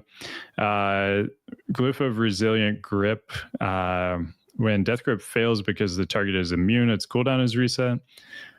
It's all right. It can potentially be nice. Sometimes you use Death Grip on something you don't know is immune, and like there's just random mobs sometimes in heroics that are immune, so it just gives you your cooldown back, which is kind of nice. Those are kind of the only real ones though, because you're not really death coiling your minions. And yeah, so I mean Glyph of Blood Tap for sure. I love Glyph of Path of Frost, and then you can pick Glyph of Horn of Winter or Glyph of Resilient Grip, but neither of them are like really huge impact. The thing that sprung to mind with Resilient Grip is, like if you're trying to focus on a million things and, you went to grip a mob in but accidentally grip the boss that you're already tanking, then it's a little bit less punishing. I quite, just for a little bit of a oh shit, I just fucked up. Yeah, it can like catch mistakes for you, which is always good, and like getting that from a minor glyph is solid. But what I do want to hear on your next video is at the end, say, oh, and by the way, if you want to see me jumping off stuff in Cataclysm, come follow me over on Twitch. That's what I'm an expert at, jumping off stuff. I'll jump off stuff higher than you. Yeah, I got next video is gonna be a tier list of like the best things to jump off of. That's the goal. Yeah, and like really clickbaity thumbnail saying like why Glyph of Path of Frost is the best glyph in the game. Exactly. I could respect it. So I pinned a comment on the screen from Nathias earlier. They were asking, will DK tank be a good off tank? And with that, I was thinking earlier when you were asking Scotty about improved blood presence, like the last portion of that. I would imagine if a DK is off tanking, then they could probably sit in Frost or Unholy presence, and then maybe that 4% damage reduction would kind of benefit a DK in that way. And then I was also looking at Glyph of Dark Sucker. Your next death strike performed while in Frost or Unholy presence within 15 seconds after killing an enemy that yields experience or honor, will restore at least 20% of your maximum health. So maybe if you kind of like paired that talent with that glyph and your mob that you were off tanking died, then it would also heal you. Does that sound like it would be a thing, or am I crazy? Because I have nothing, I know nothing about DKs, but I just thought that maybe I could sound kind of intelligent linking a talent and a glyph there for like a random off tank situation. Okay, so the heart of the question, is Blood DK a good off tank? The answer is like it doesn't really matter, because like if you have a Blood DK, they're main tanking. Well, like what if you had 2 blood DKs in the raid for some reason? So if you had 2 blood DKs, one was off tank or something. Yeah. I mean, they would be fine. Like they would do a fine job at the role. Like they wouldn't be bad at it. But the main thing is like the first blood DK already brings like the majority of the value. The second blood DK doesn't really add to the value. So like the reason you like blood DK and feral druid is because like blood DK takes care of like 80% of like the tanking stuff, and then the feral druid like kind of weaves in and out of cat and bear. Like they get the taunts when they need to, they kite the ads when they need to, whatever. And then the rest of the time they're doing more damage than other tanks can do.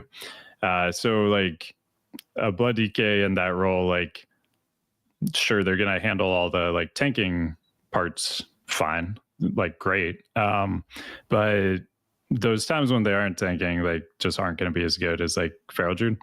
So like they're fine off tanks, like you can definitely clear content like that, but it's just not ideal.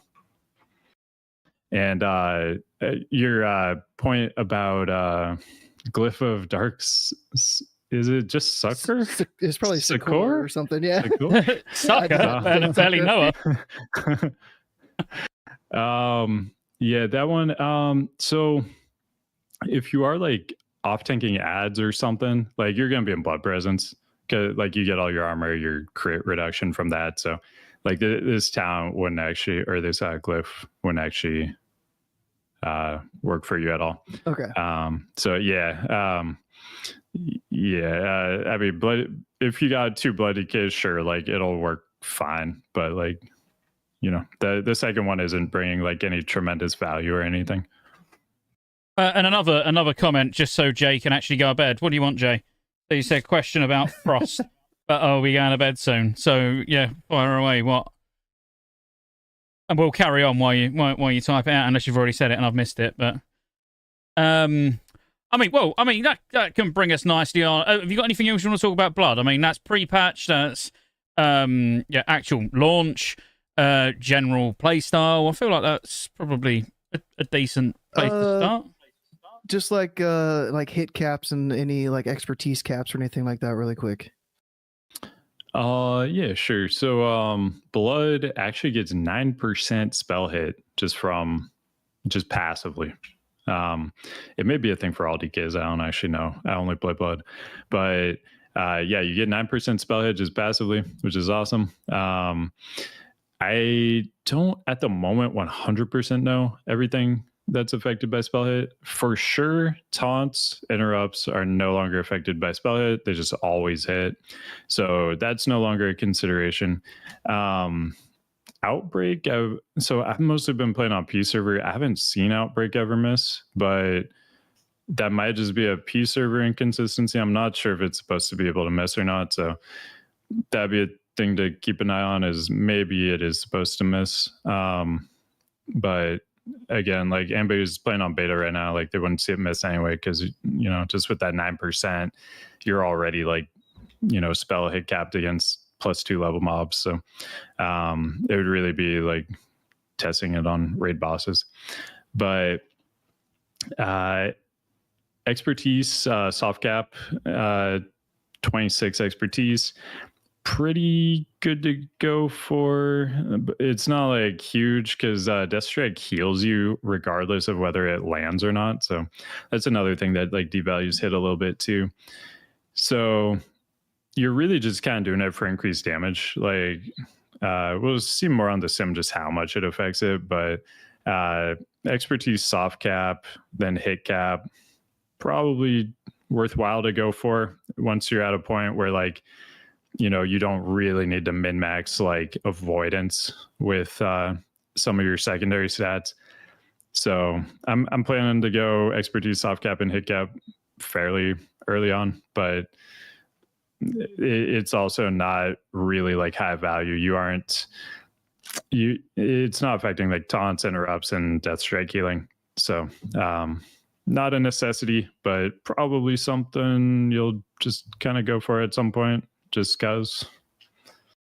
Are there any special weapon imbues or whatever they're called for like a blood DK, or is it kind of like a standard? Oh yeah, you're gonna have this, or does it chain for like single target versus AOE, anything like that? Yeah, so you have a couple options. You got like Stone Skin Gargoyle. It gives you like stamina armor. That's usually like kind of the default choice. Just kind of good all around. There's like Rune of the Fallen Champion. It gives you 15% strength proc. So that one is a possibility too.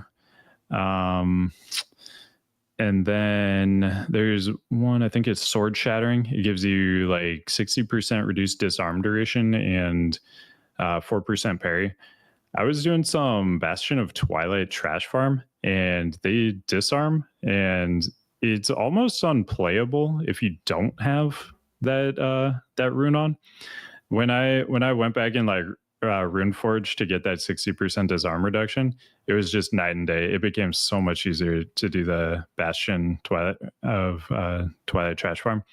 So situations like that where like disarm reduction is really important, because you can't death strike or heart strike when you're disarmed. So sword shattering is incredible for those kinds of situations. And then it may end up being worthwhile too, just for the 4% parry. But again, something we'll need to sim. Back in the day, they weren't totally sure what was the best, but those will be your three kind of main ones though: Sword Shattering, Stone Skin Gargoyle, and Fallen Champion, kind of depending on what you're doing. Cool. And Jay, just so you can go to bed, in regards to Frost, I'm going to give you a really bad answer, just purely because it is one of those things. From my understanding, personal experience and research and all of that, there's not a massive difference between the two. For PvP, two-hand obviously clearly wins. Two-handed Frost in PvP is just better than dual wield. Again, to my knowledge. Me personally, I would say dual wield for Frost in PvE. But if you'd have asked me before Wrath launched what DKs would be doing, I would have said Unholy was two-handed. Do you know what I mean? So it's like it could change once we've got like accurate sims. Maybe two-hand is even better in PvE. It's I find that really, really difficult to answer until we really start seeing how much of a difference it is. But back in original Cata, you're talking like 2 to 3% difference between dual wield or two-hand. People used to just always say pick whatever one you aesthetically prefer because it weren't huge. But I personally would go dual wield for PvE, two-hand for PvP. And I think have you got anything to add on that? No, we're gonna dive on into the Frost and leave Unholy for last then, or what do you want to do? Yeah, I mean, like DPS wise, I my experience is not massive. I've made it publicly known. Like DK's never been a class that I take particularly seriously. Although I feel like talking to Subtle over the last couple of weeks, even I am actually having a DK in Cata, which I'm currently leveling now. Just purely, it's going to be mainly for like either alt runs, social runs, GDKPs, that sort of thing. It's not going to be like one of my mains. But I do want to get on the blood DK overpowered, bandwagon with everybody else. So, but DPS wise, I prefer Unholy personally, and I think Unholy is going to outperform Frost in terms of output, certainly in the first phase. But this is going to be such an unpopular opinion amongst diehard Unholy DKs, but I actually think Frost is more fun. Like, I think Frost, for me personally, is more fun to play, even if Unholy does do more damage.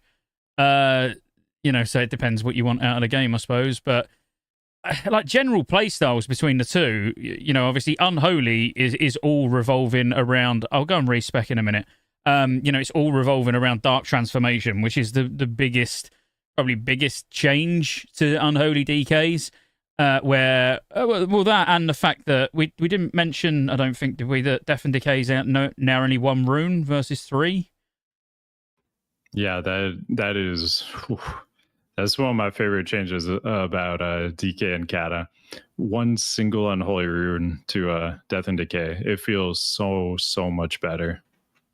Yeah, and the sort of well, just general cleave potential of Unholy is just like kind of disgusting, but so is the single target. But it is playing around with Dark Transformation. Every time you death coil, it's going to start increasing the damage done by your ghoul, and then when it's stacked 5 times, you can then use Dark Transformation, which then turns it into like a big abomination, and it actually like really slaps. But it doesn't just slap single target. You know, it starts turning your ghoul's normal single target damage into cleave as well.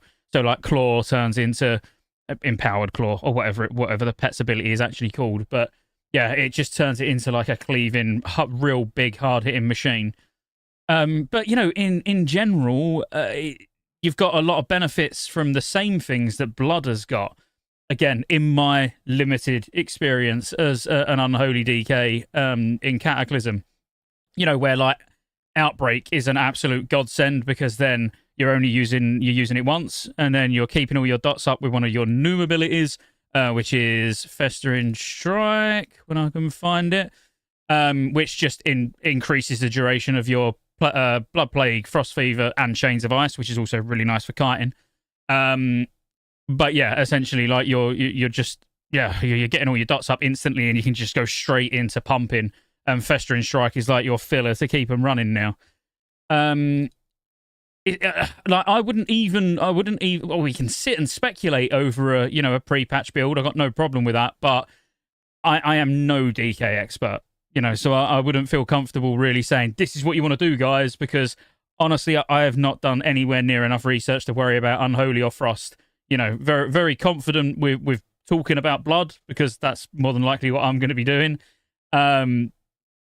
All I can tell you is, you know, play style wise, and the big changes, you know, for each of the specs, and you can sort of make your own mind up on where you go in talents. But with the way the talent system works, it's fairly self-explanatory anyway. You know, as in we will do it, but you know, you've not got mass amounts of choice. You know, there's always going to be the ones that are very clear cut. These are what you're going to be using. And then you'll have some filler talents where you've got some options. But as I say, we'll make a Frost build, we'll make an Unholy build. But while I actually go over and like Deathgate and go over and start respecking and stuff, what's your thoughts around Frost and Unholy? Just like top level view. As I say, we'll dig into both of them a little bit more in a minute. But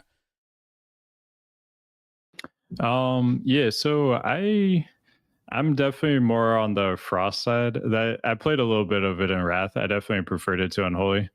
But yeah, I actually haven't seen a single Frost CK at all in like all the Cata stuff I've been doing. So I really have no clue like kind of where they're landing. But Unholy, it's been doing really well. So if you're thinking about going Unholy, that does look like a good route to go. I'm not sure, you know, throughout the expansion how good it's going to be, but at least early on, what I've seen is pretty good out of Unholy. And just a lot of the Blood Decay changes we talked about, just kind of the more general changes that obviously affect Unholy as well, like the D&D change, definitely makes DK a lot more fun, I think. So. And the new like super ghoul thing, I remember back in the day I played season 1 of the Cata arena like really, really hard back in OG Cata, and I was constantly going up against Unholy DKs. That was one of the meta like 2v2 comps back then, and dude, that damn abomination ghoul thing, like that thing did so much damage. And I just remember Unholy DKs healing for like 1 million with Lichborn too. Like as soon as they pressed that, like you couldn't even like kill them. I always had to like Garrote silence them like preemptively, like just predict when they were gonna cast it, and that was the only way we could kill them. So yeah, Unholy DK looks like it's in a good spot. Frost though, I'm not too sure about. So the guys in chat are all like, you know, Frost supremacy, you know, saying Frost will do more damage than Unholy. And again, I can only tell you from my own personal experience. You know, I'm not saying it's fact. I can just tell you what I've seen. And for any of you that do watch me stream, you know I've done a lot of heroics. Like, a lot of heroics. I've seen plenty of Unholy DKs. I'm talking purely beta at the moment, and then I'll talk about private servers. I've not seen a Frost DK. on our play. I've not been in a group with a Frost DK on the beta at all. Unholy's pumping, and then even going to the White Mane, Apollo. I still think there's far more Unholy DKs than Frost DKs. So if we're talking OG Cata, because a lot of you have said, Frost, was amazing in the first tier. You got to remember the talents, the coefficients of spells, like everything was very different. We're playing the final patch state, which will make a big impact. Again, as a non-DK expert, how much of a difference, all of that really makes between the two, I don't know. But apparently, according to Dalex, Unholy is simming so much higher than Frost at the moment, and that would be my gut instinct. Without even simming, because again, why would I be simming DK? It's not, a DPS class I'm particularly interested in. But just from my own experience of what I've seen in raids, I've done all the raids with Unholy DKs in the group. When I say I've not seen any Frost DKs on the beta, and they would seriously be few and far between, even on private servers I've played. But when I have seen Frost DKs, it's not like they're massively underperforming. It's not like, oh my god, it's a Frost DK, look at him getting carried. They're pumping. But gut instinct would say Unholy would be better, even in the pre-patch. I would say Unholy is going to outperform Frost. It's about a 6K difference if I'm looking at the same sim without changing any of the settings, just going to like the sim for Cata and hitting sim. It's like 37,000 DPS for Unholy and 31,000 for Frost. And that's like full 372 like heroic gear. That's pretty substantial difference. But again, like Subtle said himself multiple times during this, the sims are very much a work in progress. So it's like, it's in alpha right now, yeah.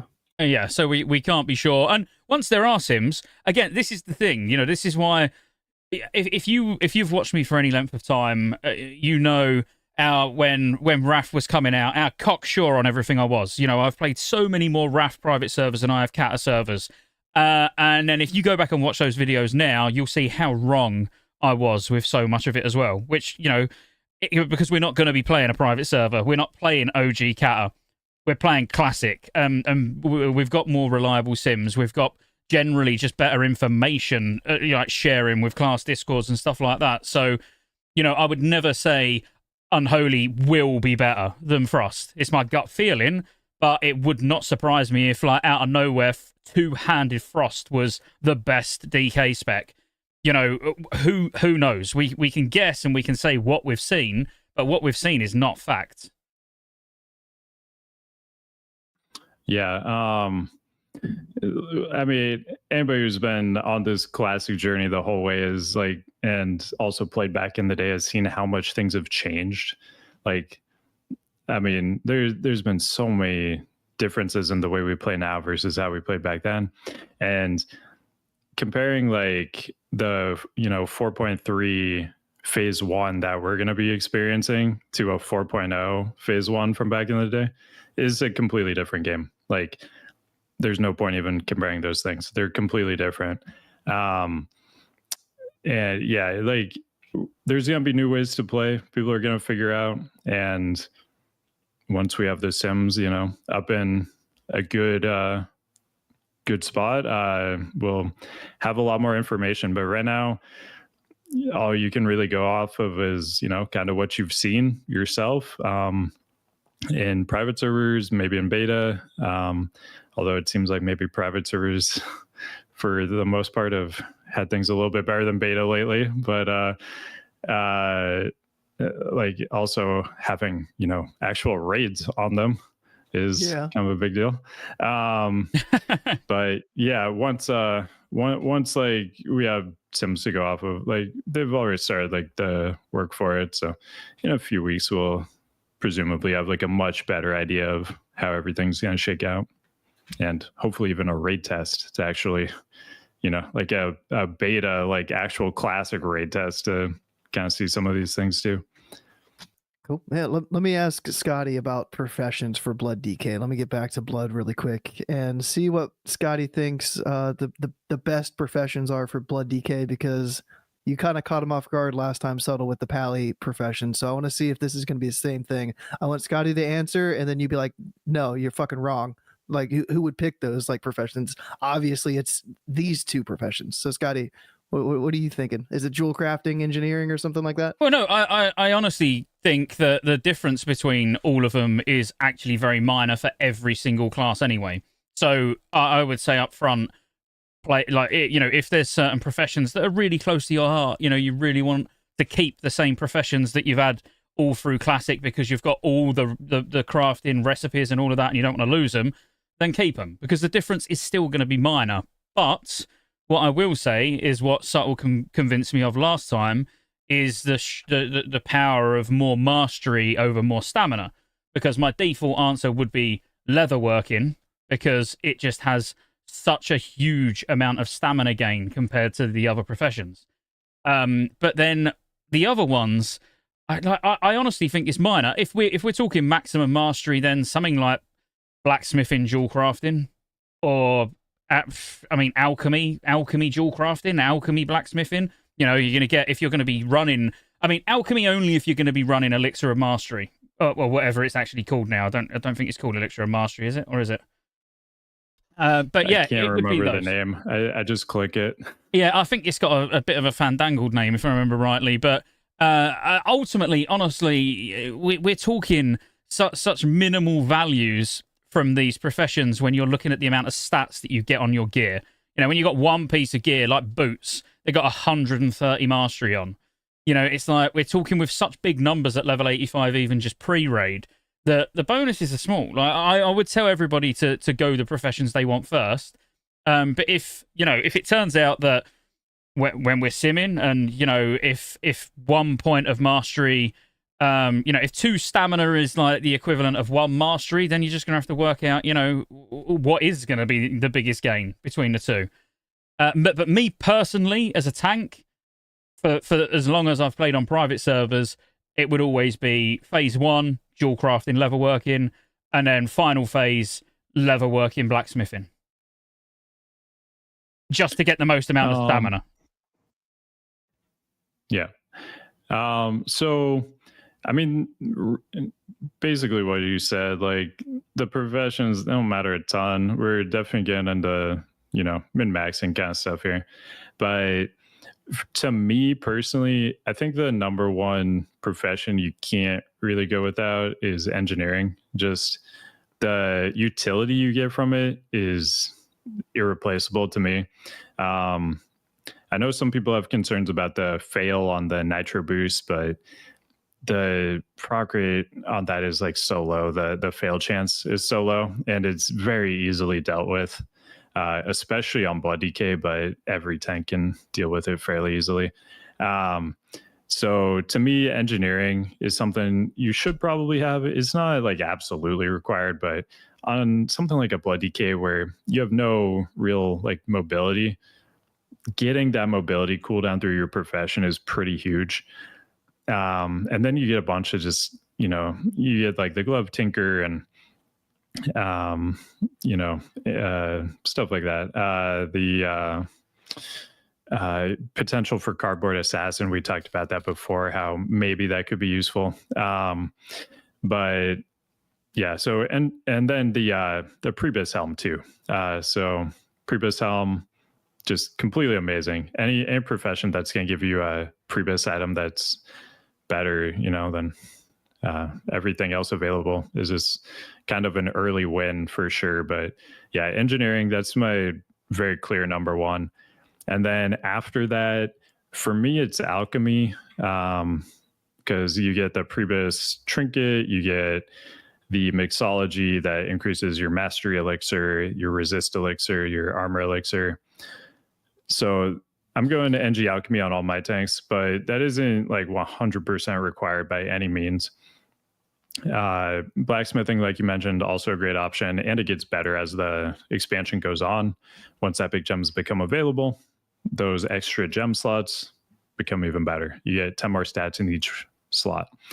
JC, also a good early option, but unlike blacksmithing, it actually gets worse once those epic gems come out, because the value over replacement is smaller than before, because instead of those Chimera's Eyes replacing blue gems, they're now replacing epic gems, so it's a smaller gap. And then leatherworking, I mean, stam isn't your first choice option, but it does give more stam above replacement than any other profession.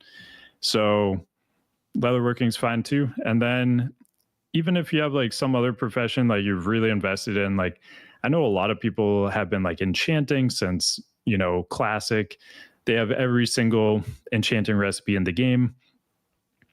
You can stay enchanting. It's not a big deal. Like you're not going to get like the ideal stats, whatever, but like it's not a big deal. Just pick what you want, but I would generally try to stay within the 5 I mentioned: engineering, alchemy, blacksmithing, JC, leatherworking. But if there's something you're super invested in outside of that, go for it. But if I could just pick one profession to like for sure have, that'd be engineering.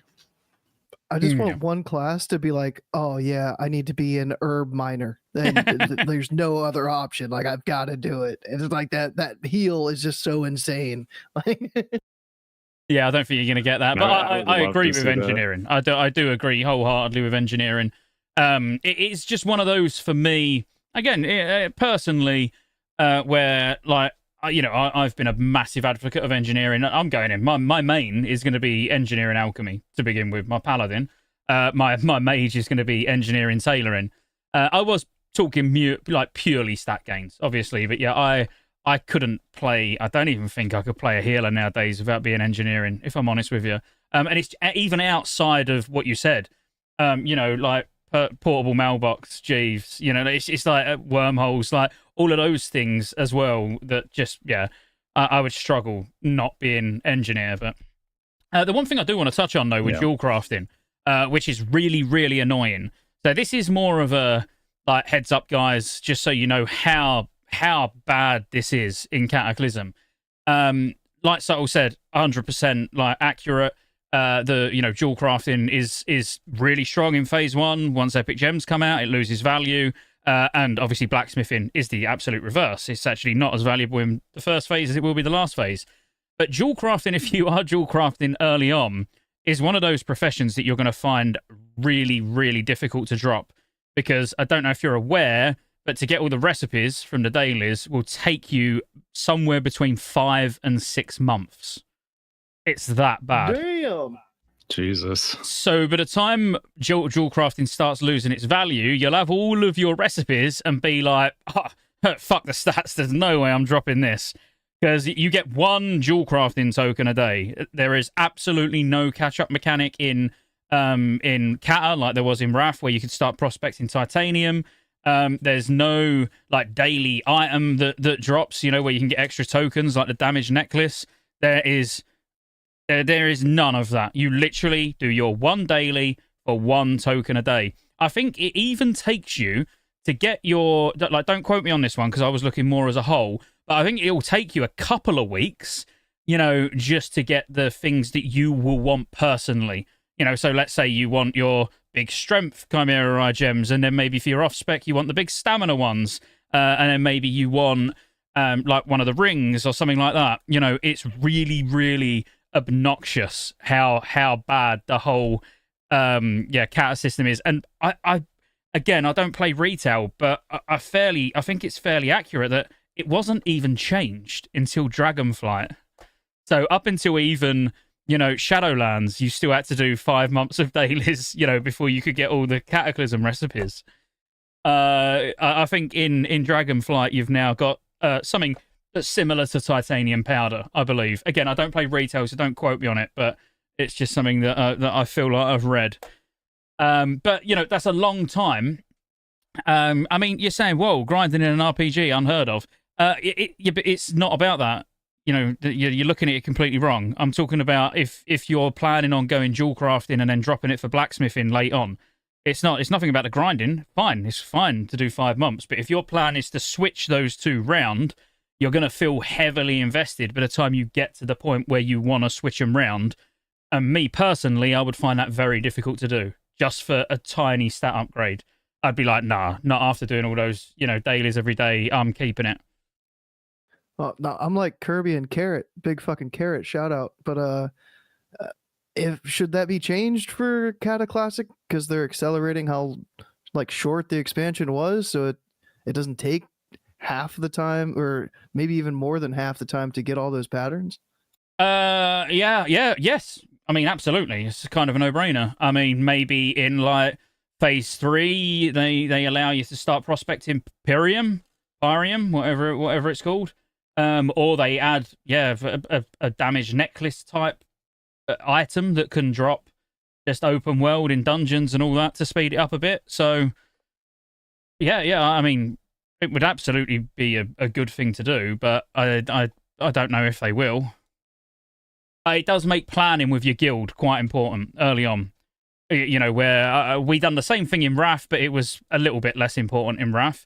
But in Cata, planning out with your guild is who's getting what recipes, because, you're not going to want to have 2 or 3 jewel crafters all buying the same recipe first. You want to really make sure that you're all getting different recipes so you can sort of fulfill the guild without probably paying extortionate prices early on for gems.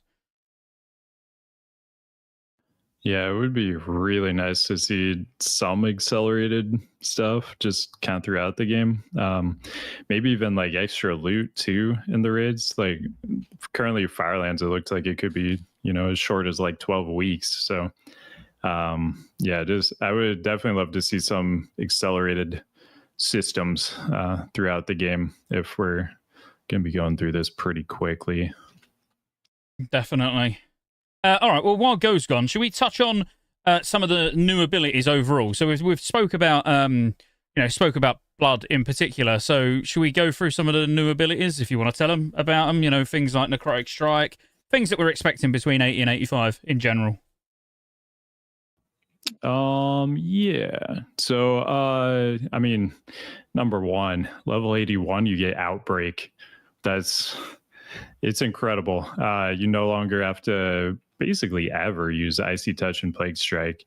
Like occasionally you might run into like an awkward situation where you do, but it's pretty rare. You're basically just pressing Outbreak as a Blood Decay, 30-second cooldown. And like I showed in the talents, you're getting 29-second diseases. So basically you just Outbreak every 30 seconds and that's your diseases.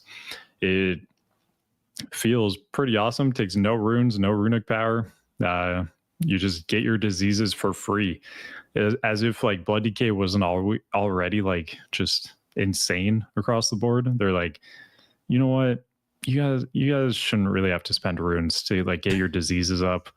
We're gonna just give that to you for free. You just take your diseases. We want you death striking more. You aren't getting enough healing yet. You need to get even more runes. So yeah, level 81 just feels amazing. And then what's the 83 one? I'm blanking on that one. Simulacrum? Is that 83? Oh, or is that 85? I don't know any order they come in. 85. Okay, yeah. Dark Simulacrum, though, we can talk about that. Basically, like you use it on mob, you get to potentially like copy one of their spells. It's not usable on everything, but there's some things you can use on, so you can kind of play around with it, and maybe you'll get a cool spell to use. It's good for PvP too. If you're a PvPer, you can steal some spells, and you get to like use them as a DK, spells you shouldn't normally have. So it's kind of fun. And what was the other one? It's the healing one, right? Necrotic Strike, yeah. Necrotic Strike. Yeah. I mean, Blood Decay is not really going to use that, but I remember from my PvP days back in the day, when like that first came out and we didn't really know what it was, my healer thought he was like lagging because he like couldn't heal me at all, and then moused over the debuff and had like 100,000 healing absorb or something on me. So like, it can get pretty crazy. for PvP. I don't know how useful it is for PvE. Like maybe there's some uses for it, but yeah, I mainly have PvP memories of it and how crazy it was. Oh, so two just brief things before, yeah, because yeah, I mean that's fine anyway. We can just touch on those again for other specs, but I thought this was a really good question for you because on the basis you're going to have loads of blood DKs, would you level / quest, as blood DK over the other specs? Personally, I would prefer to do that just because I know how to play blood DK a lot better, and I always feel bad just like being on a like spec. I don't really know how to play that well, like out in the world, especially on a PvP server. Like if I'm leveling on a PvP server that I like, so a lot of my characters are on Globulus, which is like one of the only even faction servers left. So open world PvP is actually like a consideration for me. So if I'm leveling there, for sure I'm gonna be blood because like I actually have a good idea like what I should be doing as blood, and like I should be able to win pretty much any PvP fight I get into. But if I was leveling as like Frost or Unholy, I would not be super good at what I was doing, and I wouldn't feel confident winning PvP battles for the most part on either of those specs. But if you're on a server where you don't even have to contend with the other faction, I've been hearing really good things about Frost. And then like Unholy, obviously you can get some, actually I think it's Unholy, you get the movement speed. It might be Frost actually, Pale Horse actually, Frost. Yeah, so on a Pale Horse talent, like the increased movement speed, that's pretty valuable for questing, just getting around quicker. So I don't know. I've been hearing really good things about Frost, especially some people are talking about using like the Sholazar trinkets and the butchery talent to just get like 100 runic power every time they kill something and just like spam Frost Strike. I haven't looked into that too much myself, but it seems like DK has a ton of good options.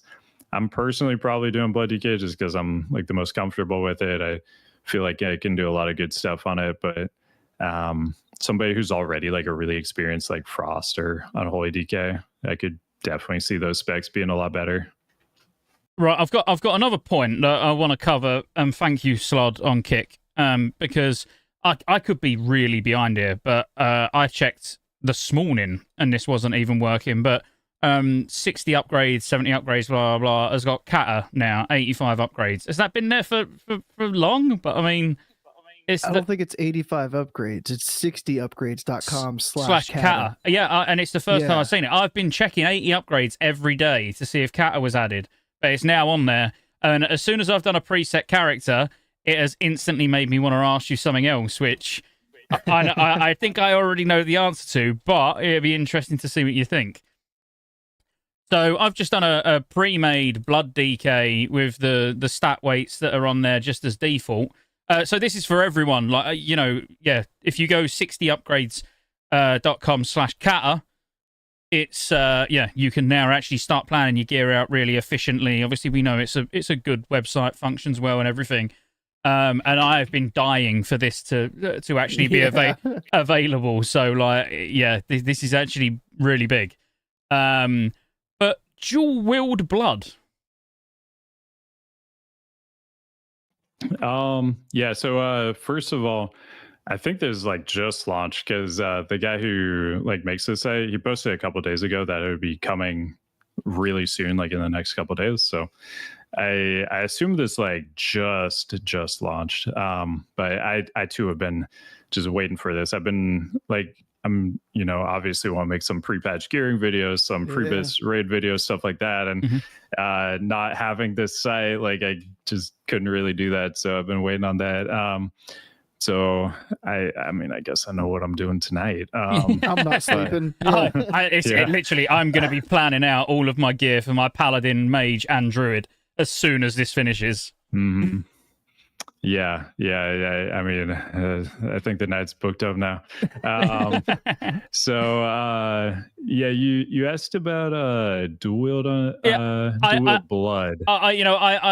It's more just a theory type thing, like what thoughts around it, because I know it's obviously 99% of people are going to be using a two-handed weapon, but it's more like could there be any strengths to it? What's the downsides to it? Yeah, that sort of thing. Sure. Yeah, so it was a thing they like played around with back in the day, and they came to the conclusion that it was a lot worse than two-hand, which, I mean, makes sense. You look at pretty much every ability and it all scales with weapon damage for the most part. So just having a big two-hander is going to be a pretty huge benefit there. But we do have, as I mentioned before, a bunch of like proc stuff. So that's where it like potentially could get a little bit interesting, is like, you got like Bloodworms that are a proc, you got Crimson Scourge proc, Blood Kickblade proc. But I don't think any of those things are really gonna like matter that much. Like 99% chance it's just two-hand all the way. But yeah, I don't know. There could maybe be some weird niche use somebody figures out for something. I never want to say never, because like, there's been so many times throughout Classic where like things we thought in the past like get proven wrong. But right out, I mean, it looks like it's two-hander all day. My sentiments would be exactly the same. It's interesting to talk about these things because, like exactly like you said, we assume that it's going to be two-hand, but you just never know. Down the line, someone finds something, and the Sims are showing that actually dual wield has got better survivability or whatever. It's just an interesting thought. You never know. Could be a thing. But I mean, that's huge. I mean, Go's already on there making sets. I can see it in his eyes. No, not me. No, I'm looking at the DK that you have on there, and I was trying to figure out like what the helm looks like. I was like, it kind of looks like troll based, like a hint of troll, like a hint of like a ZG type thing. It looks like Deathwing.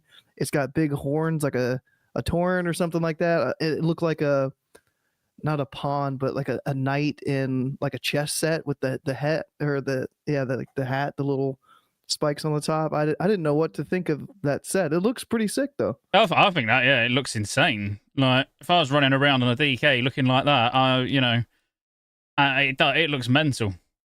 Yeah, it looks like a king. DKs just like historically have really good sets. I was looking at like all the like DK sets throughout the years, like a few months ago, and like they just have like banger after banger. Like there's so many good looking sets for DK. They get very few that like aren't that good. I think Warlock's like pretty similar. They always have like pretty good ones, but yeah, we're fortunate on the DK. Got some great sets, great looking sets. Did you want to look at the set bonuses, Scott? Yeah, should we just touch on? I know we touched on Frost and Unholy and sort of agreed that we're not the experts to really listen to in any great detail, but yeah, there is a few things that we can just at least go over, because like Subtle just covered the new abilities, and Outbreak is one that's quite an important one to understand its strength for the free specs, because obviously for Blood, like Subtle said, it's just fucking mental. It's as simple as that, just never needing to worry about your diseases. Just one button, costs absolutely nothing. Like, yeah, it's awesome. And I'd already mentioned Unholy, the fact that you're going to Outbreak, and then you're going to keep that up with Festering Strike, which Festering Strike, obviously, you're looking at it and you're like, oh, what level do I get Festering Strike? You'll actually have that in the pre-patch. It's not an ability that you get between 80 and 85. It's an ability that you get around 60 something. I can't remember the exact level, but I feel like 64, 66 maybe, something like that. I know it's fairly early, but obviously you're going to use Festering Strike to be able to just keep your dots going. It's Outbreak's just got a lot less. I don't want to say a lot less value. It's still valuable for Frost, but it's got less value for Frost, because with Frost you're actually going to keep up let me just show you the glyph. So Howling Blast, it will infects the targets with Frost Fever. So the only thing that you're ever going to need to actually refresh is your Plague Strike to put that on. So you're gonna Outbreak when you've got it available, and now you're not going to need to worry about Plague Striking. But if Outbreak's not available and it's about to fall off, you'd then use your Plague Strike just as not a hard cast, but you know what I mean. You'll actually have to press it. So Outbreak's got like I think more strength for both Blood and Unholy, and maybe a little bit sort of less for Frost, but still very good. And then anything else really? I mean, again, there's no point sitting and making the specs. I did just go and get dual specs so we could do it, but at least touching on the masteries and key talents. You know, Frozen Heart, which is your mastery, where it's just going to increase frost damage, and obviously pretty much all of your abilities that matter are frost anyway, so it's going to do incredible damage. Again, without being a master of Deathknight, I would say mastery for all 3 specs is just going to be very, very strong. And for Unholy, it increases all shadow damage. Key talents, I mean, again, it's rare. Like Frost is really proc driven. That's why I said I find Frost more fun, but I still think Unholy is going to just do more damage. But you know, you've still got like Rhyme procs, and you're still getting what's the other one? Killing Machine. So you've got a chance that your critical strike bonus, your next Obliterate, increase it by 100%. You know, it's still a very fast paced proc driven spec. Probably the fastest paced DPS spec in the game, I would say, in terms of like actions per minute. I would probably say it is absolutely the fastest. Yeah, we will go over set bonuses. We'll definitely look at the set bonuses in a sec. I just wanted to at least just give a tiny overview of the 3, and really the important things about Unholy I've already covered. You know, Gargoyle is still a big cooldown. You know, it's still a cooldown that you're going to be using. I don't think Unholy is quite as reliant around Gargoyle damage as it has been throughout Wrath, because like Dark Transformation is really like key. You're really just playing around Shadow Infusion and Dark Transformation. Unholy Frenzy is now an Unholy talent as well. That's worth mentioning. So yeah, no longer are you relying on blood DKs, and quite honestly, I don't see many Unholy DKs wanting to actually use Unholy Frenzy on somebody else. You know, I think like if you're unless you know you've got an undergeared Unholy DK in the raid maybe, and you know it's just going to have so much more value on someone else maybe, but still good luck trying to probably get it out of them even if they're undergeared. And I would say, you know, that's about the best overview I could give you personally. As I say, you know, I'd rather not stand here and just talk shit and pretend I know it all, because when it comes to DK, it genuinely is my weakest, like in terms of knowledge, it is my weakest class overall, like 100%. I've up until this point for the last 20 years, I've actively tried to avoid playing a Deathknight. No reason. I've not got any DK hate going on or anything. It's just, I don't know. I've never really enjoyed the rune system and runic power. I never, like, you know, from Wrath of the Lich King when they first launched and they were totally broken, everyone was jumping on the DK bandwagon. I never did back then. And yeah, I think we've all got that class, haven't we? I think we've all got that one class where we actively try and avoid ever playing it, whether it's pet classes or... yeah. So DK has been mine. Yeah. Yeah, for me, it's always kind of been pet classes, but also it was DK before I played the Cata version of DK. DK was definitely one of those classes like I just never really played, but they changed so many of the things I don't like about DK from Wrath in Cata. So like if you're kind of in that same boat where you historically haven't really liked DK before, I would say definitely give the Cata version a shot, because it plays a lot differently than the Wrath version, and you may really like it, because that was my experience. I hate the Wrath version. I love the Cata version. Yeah, as I say, well, you've convinced me to go at least have a blood DK. So you know, but yeah, I'll mess about with Unholy or Frost. I'm not quite sure which one yet, but.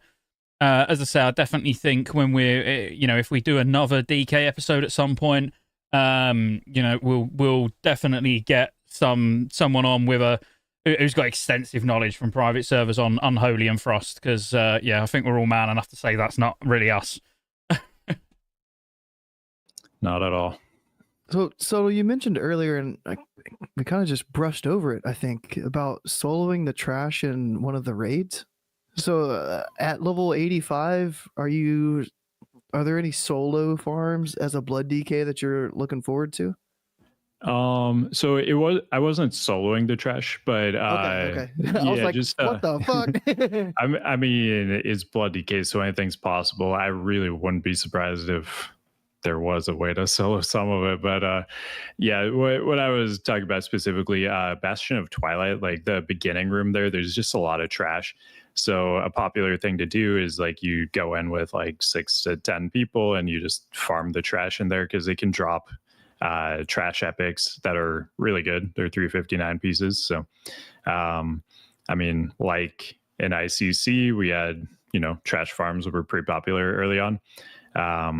That one, the rep was definitely part of that one, but this time it'll just be items. But yeah, BOT rep farm, pretty popular activity early on for sure. So was that 25 or 10? So they dropped the same loot, 10 and 25, right? Yeah. So yeah, you just typically go on with 6 to 10 people in the 10 man. Okay, in the 10 man, yeah.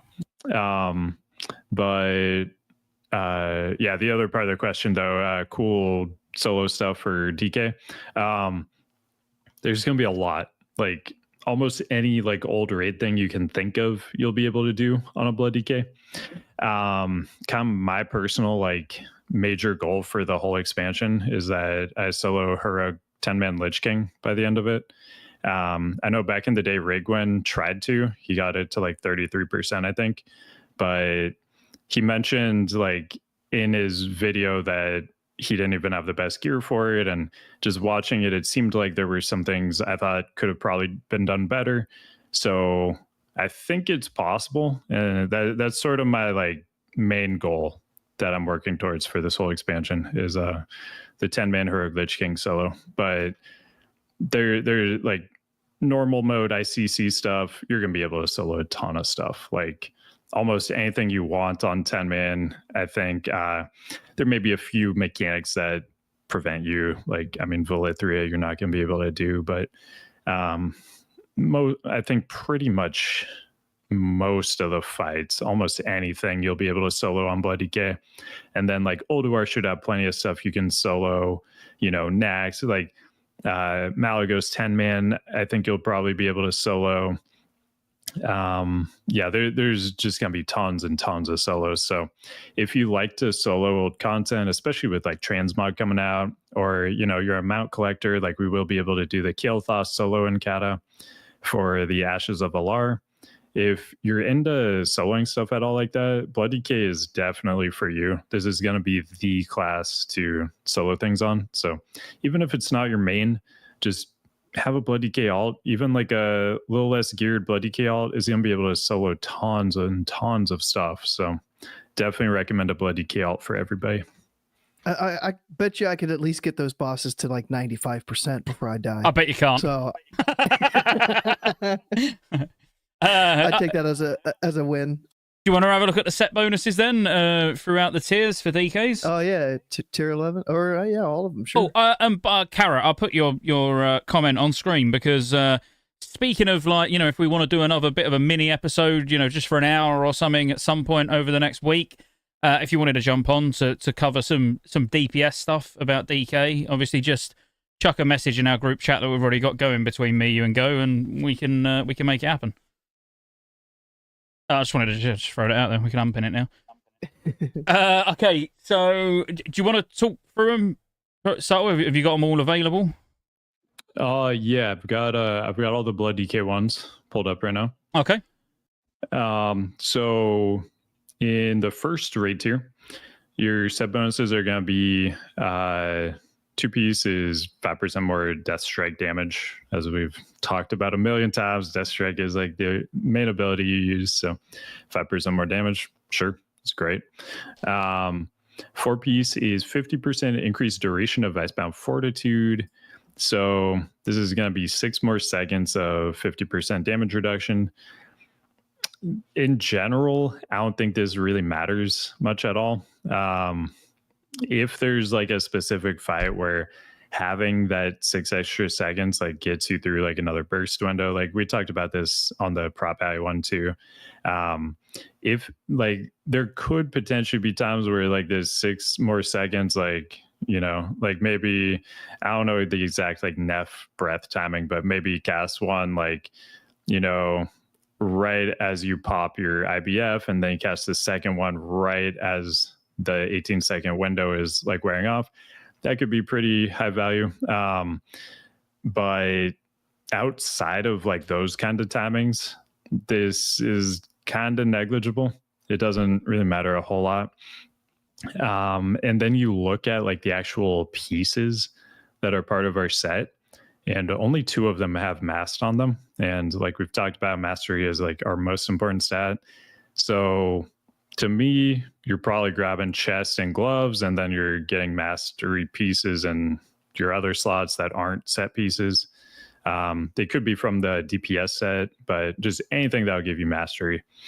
But outside of like some very specific burst timings, I can't really see the 4-piece being worth dropping mastery on 2 slots of gear.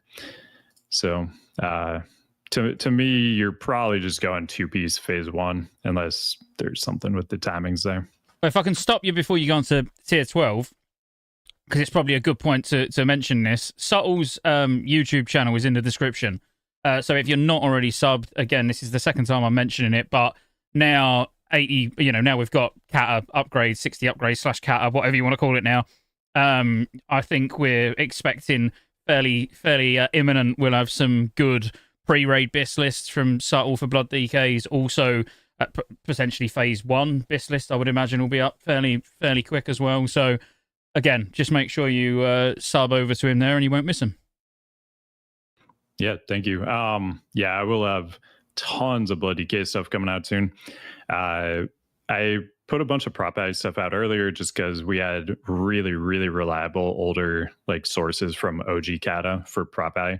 For Blood DK, we didn't have that same level of like information, so I've been waiting a little bit on the Blood DK stuff just to gather like better information that's more likely to hold up throughout the expansion. But yeah, very shortly there will be tons of like BIS lists and rotation guides, all that kind of stuff, if you're looking for that for Blood DK. Cool. All right, tier 12. All right. Let me pull it up. All right, so the tier 12. So the 2-piece melee attacks cause burning blood on your target, which deals 800 fire damage every 2 seconds for 6 seconds. What's the name of the set? It's Elementium Deathplate. Yep, cool. And causes your abilities to behave as if you had 2 diseases present on the target.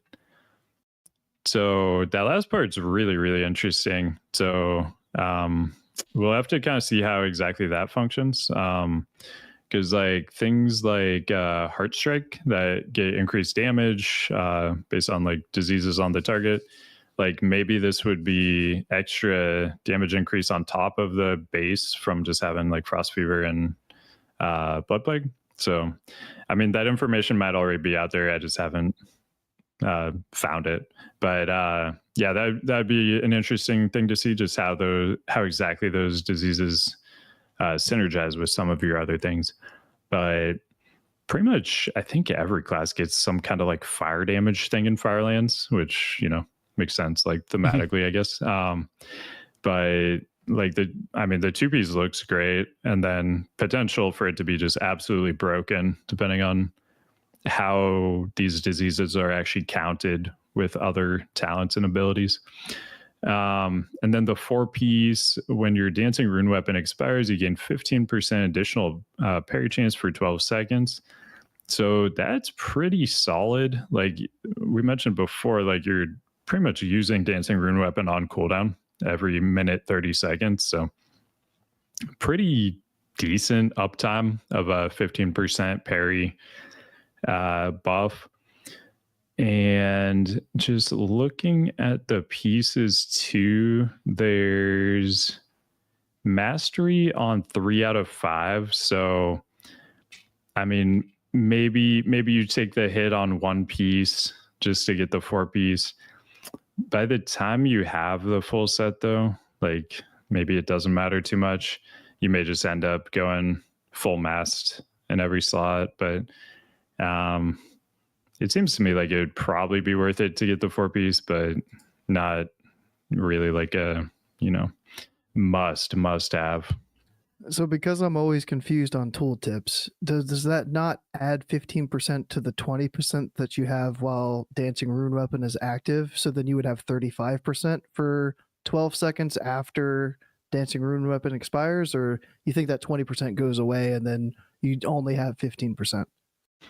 Yeah, so it should just be the 20% is during Dancing Rune Weapon, and then that part expires, but then it goes to a 15% for the 12 seconds after that. Okay. So that's a good point to bring up though too, is like that's a really big window to have like all that avoidance, because like for 12 seconds you get 20%, and then for an additional 12 seconds you get 15%. So basically nearly a third of the time you just have a ton of extra parry if you're using Dancing Rune Weapon on cooldown. So yeah, it seems fairly powerful. So I think it's probably worth using one piece that doesn't have mast, and to I mean, on the face guard you've got 388 parry. You could turn that into mastery, and then you get expertise there. It's actually like a ton of expertise, so maybe it's enough to like just get you almost a soft cap on its own too. Mm-hmm. Cool. And then Dragon Soul final tier, where everybody's set bonuses are normally pretty crazy. Yeah, so for this one, the 2-piece is going to be when an attack drops your health below 35%, one of your blood runes will immediately activate and convert into a death rune for the next 20 seconds. This cannot occur more than once every 45 seconds. So this is, this is good. Because it's basically the blood tab ability, except like every time you go below 35%, you get it.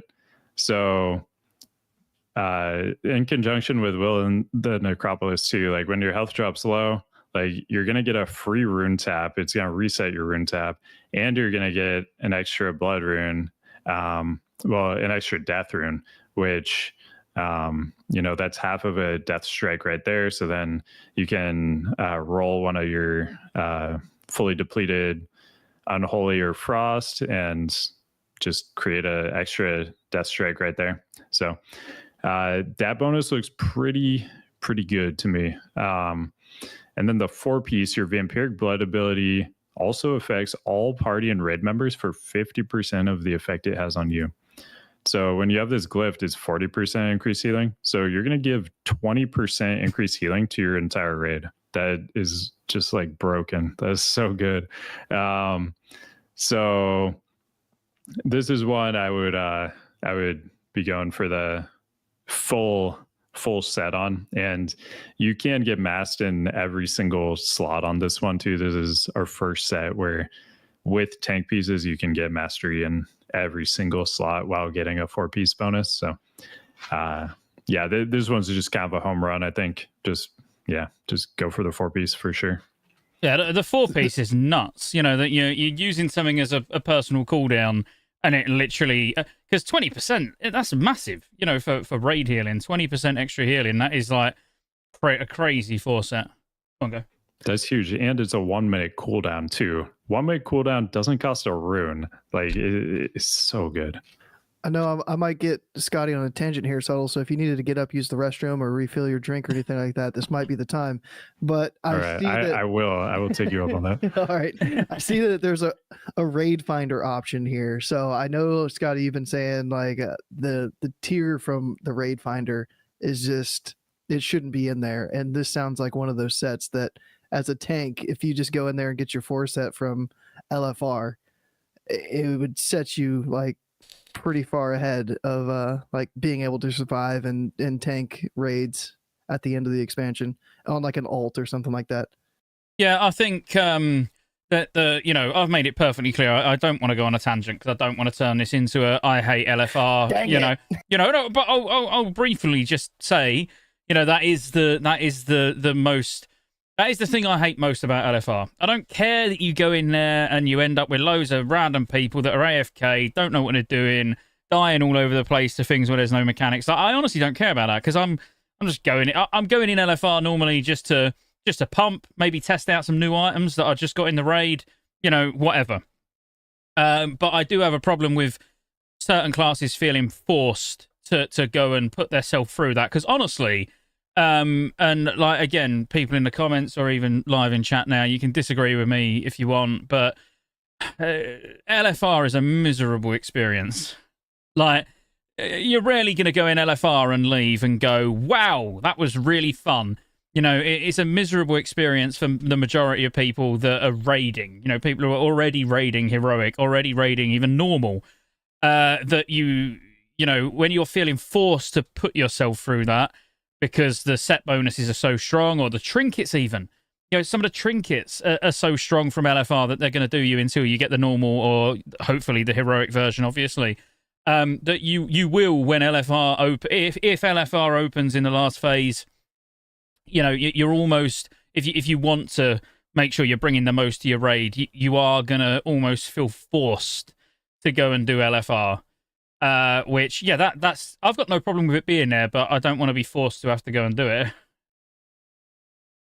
Dang, I thought you were gonna like rant and rave on it. I tried to get you fired up. We always have to have like a spicy portion of the show, so I tried to get Subtle out of the way so he didn't have to like hear any abuse between you and me. But what's your view on it? It's I was thinking just like scale the set bonuses if you could. So like instead of 20 seconds for the 2-piece, it's 15 or something. So if it was the LFR set, then you would still get a set bonus and you could still get the tier from it, but it just wouldn't be as strong. Make them worse. Yeah, I mean, make them worse and potentially have it so it is its own independent tier set. So you can't actually mix and match it with normal and heroic. Because otherwise, there's no other way to do it, is there? Surely, let's say you got 3 pieces of heroic tier, but then you've got 1 piece of LFR tier. What bonus are you going to get? Are you going to get the heroic, like the regular bonus, or are you going to get the LFR bonus because you've got an LFR piece equipped? Yeah. I got you. That's what I would do. I like your idea, as in I think make the set bonuses weaker as well. But then if it didn't mix and match with normal and heroic tier, then there is now no pressure on normal raiders to go and get it because it's likely going to be useless to them. I like that. I mean, it spurred a question that I had for Subtle for bringing it back all the way to Blood DK again in pre-patch and phase 1, like trinket wise. Like, are there any just overpowered trinkets that you have to get? I know Tolbarad tanks want that trinket from Tolbarad, but is there like another one? Is there like a Dark Moon card trinket that DKs could or should be looking out for pre-raid and stuff? For the second trinket, you have a bunch of options, but yeah, that Tolbarad one you mentioned, that is like that's the most important one for sure. That's the mirror broken images for anybody who doesn't know. Mastery passive, and then on use resist buff, similar to the Syndragosa's Flawless Fang from ICC. But for your second trinket, you have options. There's like the alchemy trinket's fantastic. There's the crab, I think it's called porcelain crab. I might have the name wrong. From Throne of the Tides. It's like dodge that you can reforge into mastery, and then you get almost like 2,000 mastery when that one's actually a proc, I think, right? It's chance on your melee hits to give you like 2k. Yeah. Yeah, that's a great option. I would definitely make sure you have a weak aura that like tracks that, so you can like time your death strikes when that's up and get like those really high value ones if you're going to use that. I mean, it's good to have like trinket weak auras in general, but particularly for that one. And let's let's see, what else is there? There's actually another Tolbrod one you could get. Is also a lot of mastery passive and like strength on use.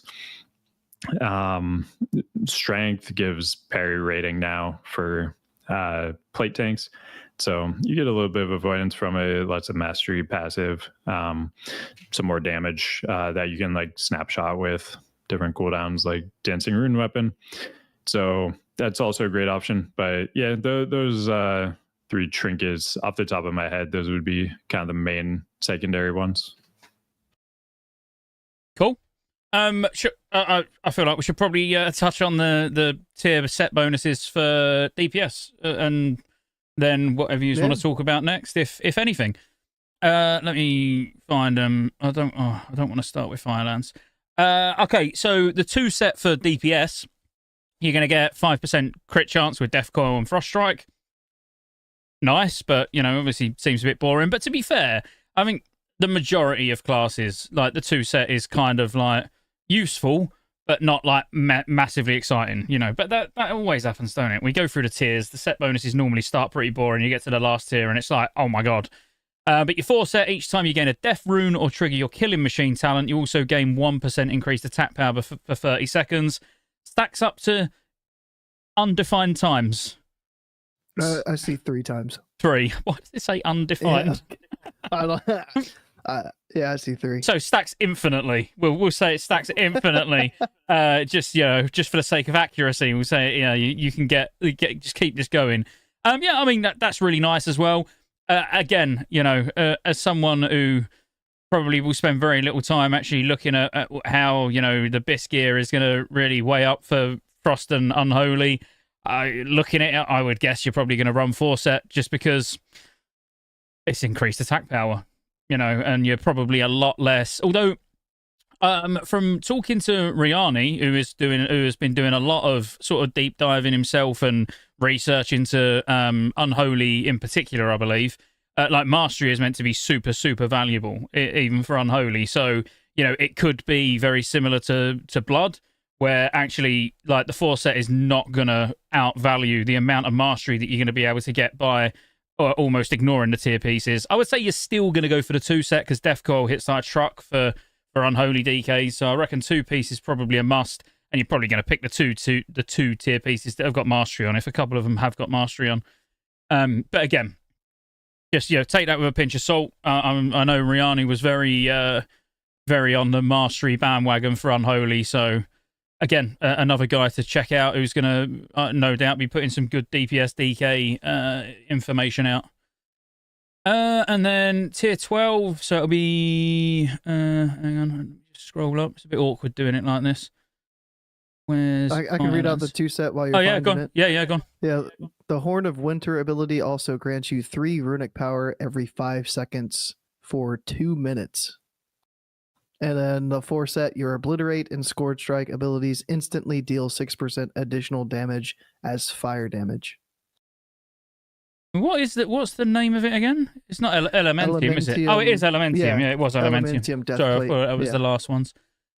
So yeah, Horn of Winter ability, yeah, 3 runic power. Yeah, sounds nice. Why is there no fire damage for DPS DKs? They were giving fire damage to like every class for some reason in tier 12.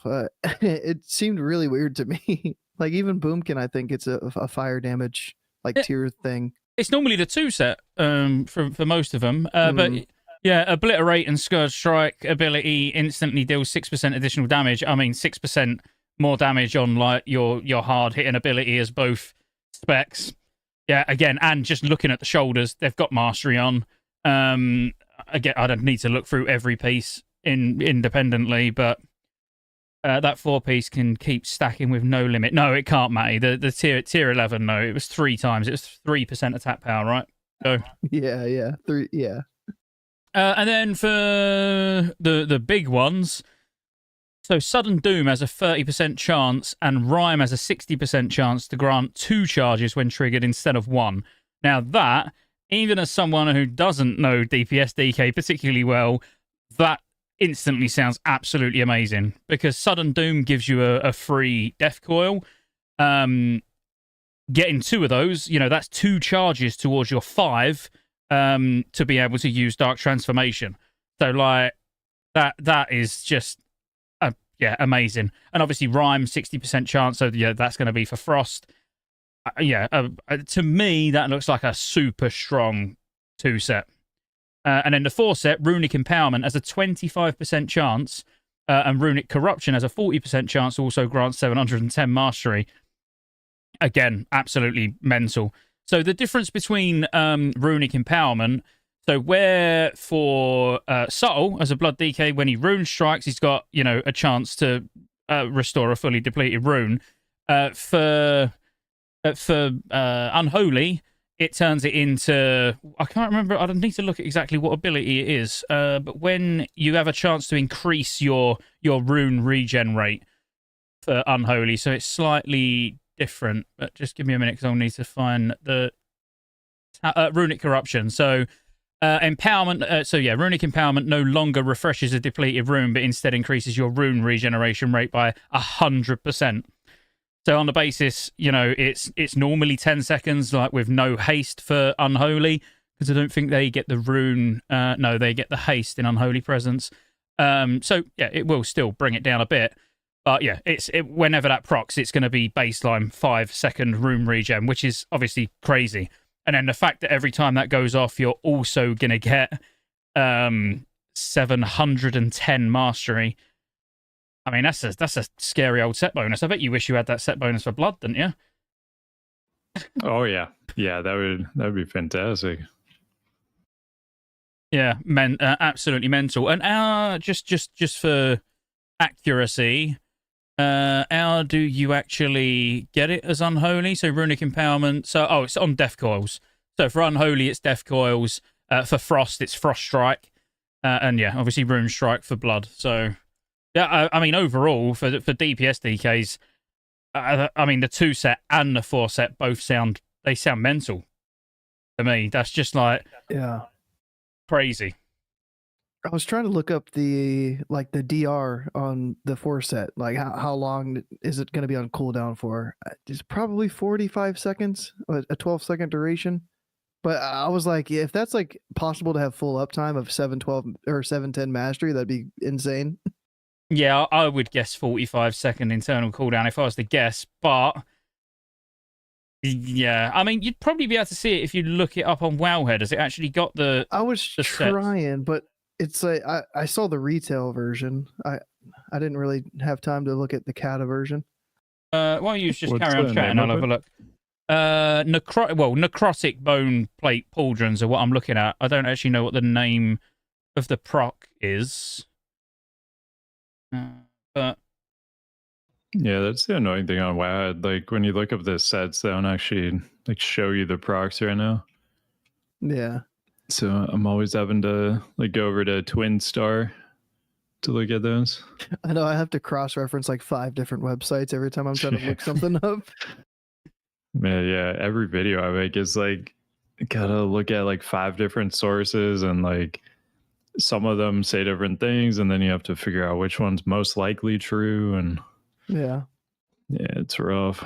Yeah, I'm not 100%. As I say, without actually sitting and doing a bit of research, I wouldn't like to commit to exactly what the cooldown is. Again, it wouldn't take long to find, but then we're all just going to be sat here looking through Wowhead, Wowpedia, WowWiki, Twinstar, and none of us actually talking. But yeah, I mean, overall, the set bonuses across the board for me, for DKs, looks not just strong, but fun as well. You know, some of them just add some flair to the way, you actually play. Can I throw you? Maybe it's a bit of a curveball here, Subtle. So the tier 11 set, this is something that I kind of experienced on the beta. I didn't realize that you can get some of the tier set from the Valor vendor. So, like, is there a certain piece that you would go for first with your Valor points? Like the gloves cost 1650, so you can get those kind of pre-raid. Maybe you can get the 2200 piece. Would you maybe buy first? Yeah, so I'd just be focusing on the ones that have mastery on them. So that'd be the chest and the gloves. And then I'm probably not even picking up the other pieces of the set at all and just grabbing mastery pieces for those slots. I would have to double check on the DPS DK one, because I think some of theirs do have mastery in good slots. So yeah, if they have any mastery options too, those would be good ones to pick up as well. Looks like there's his gloves and legs. So yeah, you could get the legs. Okay, yeah, legs would be perfect. What was the other secondary on legs? It's hit rating 180. Okay. Hit. Yeah, that'd be great. Yeah, that'd be a good one to slot in, and then you just need to find shoulders and helm that have masks on them, and good to go. But I mean, tonight after this, I'll probably be putting all these sets together, and then I'll have a much better idea once I get to hop into the 85 upgrades playground and mess around with everything. Yeah, I was on the beta and I was in a heroic, and I saw, like, I was inspecting a mage and I saw that they had a tier piece. And I was like, the raids aren't even open. How the fuck did this guy get a tier set? Are you talking about me? No, it wasn't. We've hardly done heroics together, but I would have shouted you out. I'd be like, oh yeah, I inspected Scotty. No, it was some random mage, but he was. I'm assuming he had tier gloves. Yeah, he had the tier gloves. It's only 1650. They're cheap. Yeah, I actually I went for the trinket first, just because for fun. I had to like look it up. I was like, how the hell did he get the tier gloves? And I was like, oh yeah, there's Valor. Like we're only getting 2 pieces of tier out of the raids. That seemed kind of weird. The only other one, just back on DK, the only other thing I want to touch on in terms of DPS is something that you might maybe slip into the mistake of very quickly, or again, assuming that nothing changes, because it was something that sort of took me by surprise, is that even as Frost, you're going to want to be an Unholy Presence. So Blood DKs use Blood Presence, Unholy DKs use Unholy Presence, and Frost DKs use Unholy Presence. You know, it just seems strange. But for like AoE situations, I believe Frost Presence can be better. But for single target, even as Frost, you want to be in Unholy just for the attack speed, rune regeneration, movement speed. You know, the global cooldown reduction. Unholy for single target for Frost, assuming that's how it turns out to be. If it's the same as we know from private servers, just to bear in mind, if you're a Frost DK on the beta and you're running around in Frost Presence, you might find you get more DPS if you're in Unholy Presence. Yeah, we did kind of skip over that earlier. I didn't mention that Blood DKs do actually tank in Blood Presence now. So make sure you're not in Frost Presence. Otherwise, once pre-patch hits, otherwise you will be taking crazy damage, and you're going to be wondering what the hell we were talking about with Blood DKs being overpowered, because you're just going to be instantly dying. So any weak cores you have to make sure you're in the right presence or anything like that, make sure you change those to blood. You'll be getting angry comments on YouTube like, bro, I keep dying instantly. What are you even talking about? Check your presence. Dude, you said Blood DK was good. What the hell? I'll be honest with you, unless there's anything else that you want to talk about, I'm really, really happy with that. I think that was a decent amount of DK information for people to try and soak in. Last thing I'll just throw out there, just something weird that I ran into yesterday on the pre-patch PTR. I don't know if this is intentional or it's a bug, but so I just soloed SSC last night just to kind of get in somewhere I could press buttons for a while, because on the PTR. Yeah. Oh, I thought all raids were disabled. No, so from my personal experience, all Wrath raids are disabled. Black Temple is disabled. You can go into Magtheridon. I didn't actually test Gruul, but probably Gruul. TK and SSC. So I went into SSC. I just wanted someplace I could press buttons for a while, where things didn't die instantly. Just mess around with stuff. But on Morgrim Tadwalker, he has a slow effect. It's an attack speed slow, 400% attack speed slow. This affected my rune regen. which was unexpected. So my rune regen time was like 40 seconds. And that feels pretty bad. Yeah. As you might imagine, when you have to wait 40 seconds in between button presses. And it shows you like the time for your like fully depleted rune 2, even though it's not like really recharging yet. And that one was over a minute.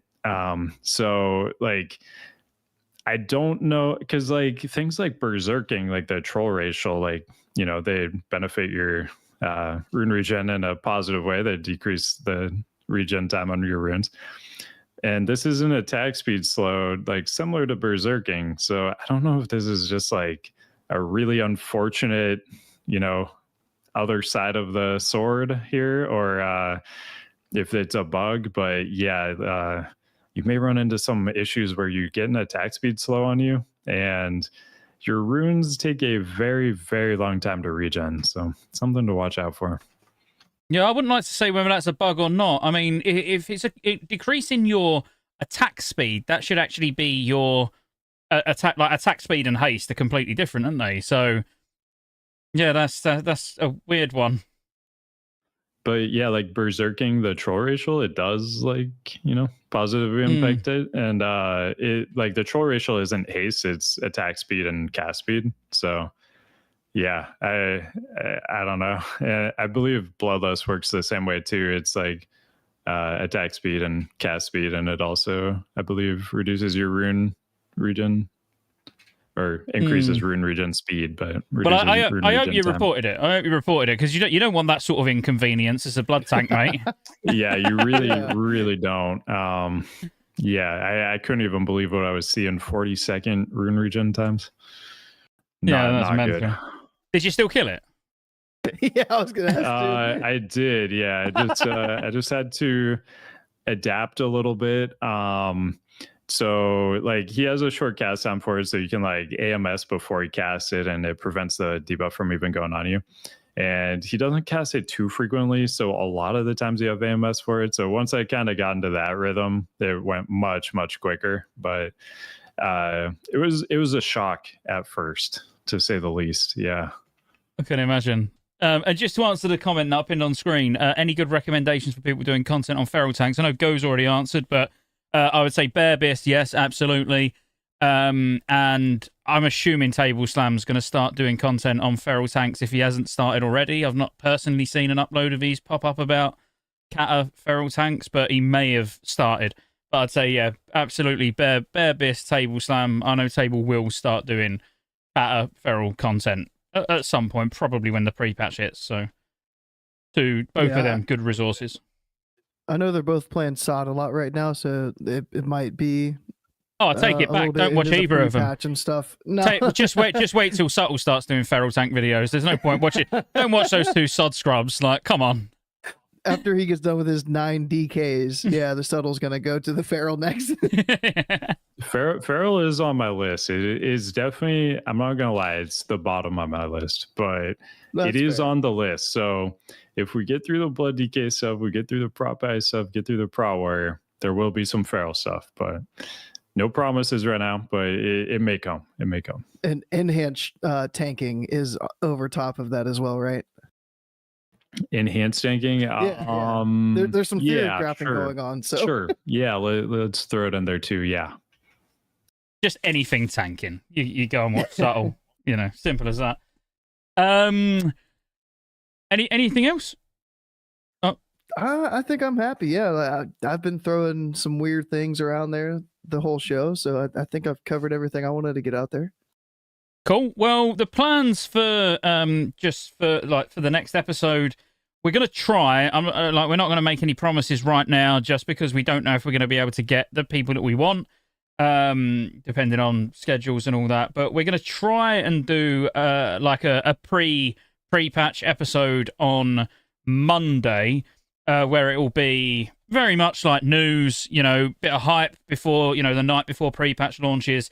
And with the class of the week section, where today was like purely DK, obviously, like we explained in the yesterday's podcast, you know, we are going to try and cover everything all at one go. So we'll do news, you know, intro news, we'll have a topic that we're going to talk about.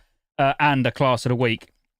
Well, it will be like a healer special, because like Subtle said, well, like both me and Subtle said at the start about, we don't quite know how healers are going to adapt to, the change more so than tanks and DPS. So we want to have a good hour and a half chat about our healers change in general. That'll be all healers. We'll be covering all of them. And we've got the cast lined up that's going to be on it, and they're all very experienced healers. But yeah, it's just whether or not we can get us all in a call at the same time. But we are going to do our best to try and get one more podcast out before pre-patch, just because I'm going to be so excited that it's the night before pre-patch, so I'm just going to want to sit here and talk. So it's as simple as that, really. We better have news by then too. There better be something like announced that's not just a copy pasta from 2010. Like, tell me some information, Blizzard, please, before the servers go live. I would. Can we find out about a raid test too? Like, yeah. I mean, I think we talked about it before we actually went live, but like 0 raid tests so far. At this point, Wrath had 3 raid tests, and like typical like big raid tier always has 3 raid tests. It feels weird. I hope they can get this done. Even ICC, I'd be nervous to schedule, if any guild leaders are here, to schedule an ICC on launch night of pre-patch. If there's some bugs, you might get screwed over. I'd wait a couple days. That's all I'm saying. Well, my plans, if you're available for it go, is actually basically as soon as pre-patch goes live to smash through an ICC 10. Just a chill ICC 10, just to go and just play around. Okay, chill ICC 10. Just go do what we can do. I'll go in on my Valnir Boomy. That's my chill character. Yeah. Well, the reason I want to do it purely is because I don't want to for those of you that don't know, maybe Subtle, you might not even know. I'm going to really go hard on leveling a Goblin Rogue. As in I'm going to try and do 1 to 80, 1 sit-in, 1 stream. Not log off till it's done.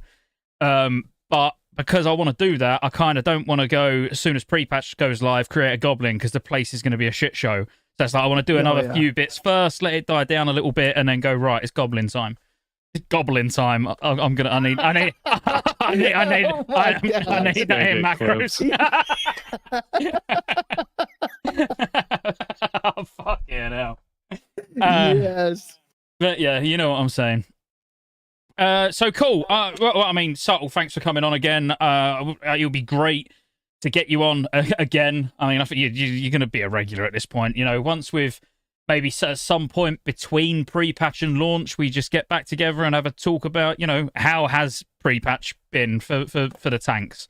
That'd be like quite a cool chat. So. Sure. Yeah. Thanks for having me on again. It was super, super fun to be here. Always love talking tanks, especially Cata Blood DK. Going to be really, really fun. I'm super excited for next week. Get to finally have that on live and pre-patch. And yeah, I'll definitely be back on. We can talk how pre-patch is going. At that point, I'll have some more heroic Cata raid experience too. So that would be good to talk about too, probably. And I mean, hopefully by then we'll also have some actual classic raid testing scheduled, or maybe even done by that point. Yeah, it'd be cool. I don't know what your plans are during that, but even just a chill 10-man or something when the test's up, if you fancied getting together, all of us, me, you, go, we can get a few of the other guests that have been on, Riani, Kara, Willie, get a bunch of us together and just go and smash some 10-man. That'd be cool. Do you want to do one more shout out as well, where they can find you, where everyone can find you? Yeah, sure. So on YouTube or Twitch, Subtle FW. You can find me on both of those. Most days I'm streaming tank stuff, and then lots of tank videos, tons of Cata stuff. That's my main focus. I'm not playing SOD at all. I quit that back in phase 1, so it's just Cata from here on out. Blood DK, Prop I, Prop Warrior, those are kind of going to be the main focus, and then Feral Druid. If we have some extra time, we'll get to the Feral Druids too. You're too kind for saying that. And I mean, shout out to your own podcast too. Like you've got a weekly podcast, the Week's End Tavern. You've got 5 episodes. It's a Tuesday podcast. Correct me if I'm wrong. We live stream it on Monday night usually, and then normally I'll have it uploaded everywhere by like Tuesday afternoon. But yeah, we just go over WoW news for the week, things in like SOD, retail, classic, kind of just everything in general. Listener questions too, you can submit those on my Discord, and we go over just tons of topics during that, anything people have questions about. But yeah, just typically like an hour and a half kind of podcast, not too long, and just kind of get straight to the point. And yeah, so the exact same as Scotty and I's. Yeah, about an hour and a half. Yeah, exactly. I just want to say, Subtle, I really liked the listener questions. That idea in general, I really did like that, and I got to be honest with you, I've thought about copying it. You know, having a channel on Discord specifically for the podcast where people can post questions, and then before I show me and go through, and if you notice that we start doing it, you can know that it was you that inspired us to do it, because I think it's a really good idea. Yeah, I mean, go for it for sure. I think everybody can probably benefit from it, but we just kind of opened it up as, like this would, kill like 10 minutes or something, and pretty much every time it ends up being like 40 minutes of discussion about like these listener questions, and so it's always really good chat about like they've just been coming up with like great questions, so we just we got a lot to talk about, but I recommend it. You guys should do it. Is there any meaning behind the acronym of your podcast being WET? Can There's not. Okay. Yeah. I'll submit that as a question, so you have to answer it on your show. Perfect. I look forward to it. By then I'll be able to come up with something witty to say about it. Cool. And Go, do you want to round us out then?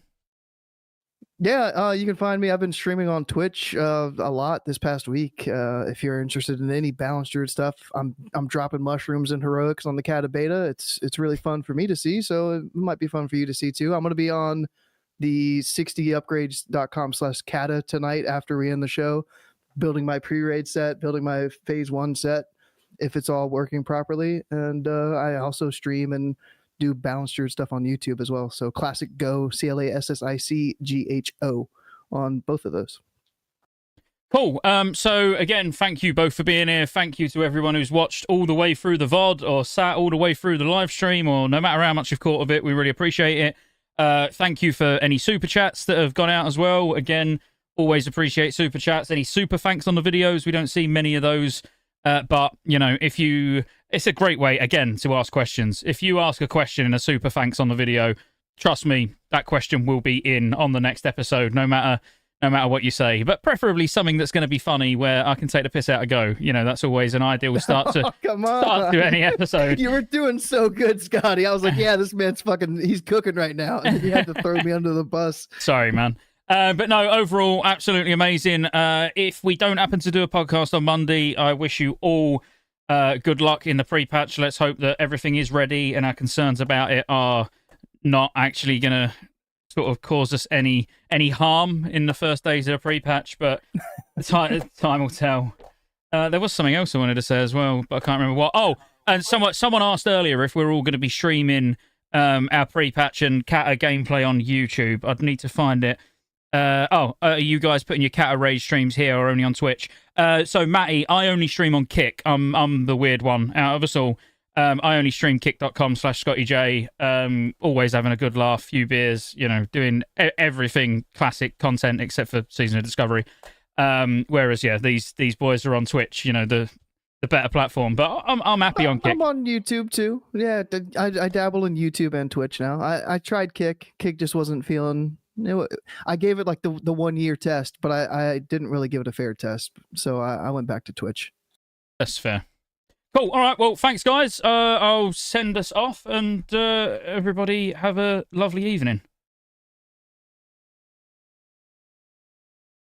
And now I'll leave it like this for a minute because for some reason, whenever I end the stream, and yes, in chat before you start saying anything, I know you can hear me. But normally you end the YouTube stream, and it normally takes a couple of minutes for it to catch up. So you end up cutting off the last couple of minutes. So I don't mind cutting off this bit. Yeah, you just got to time it just right. And you have to have something weird that somebody says right before it cuts off. Well, Slod just said something weird in Kick, because he just said, "You're not running off today." So I think he's impressed that I didn't sprint away from the PC. And we don't need to talk about that while YouTube can still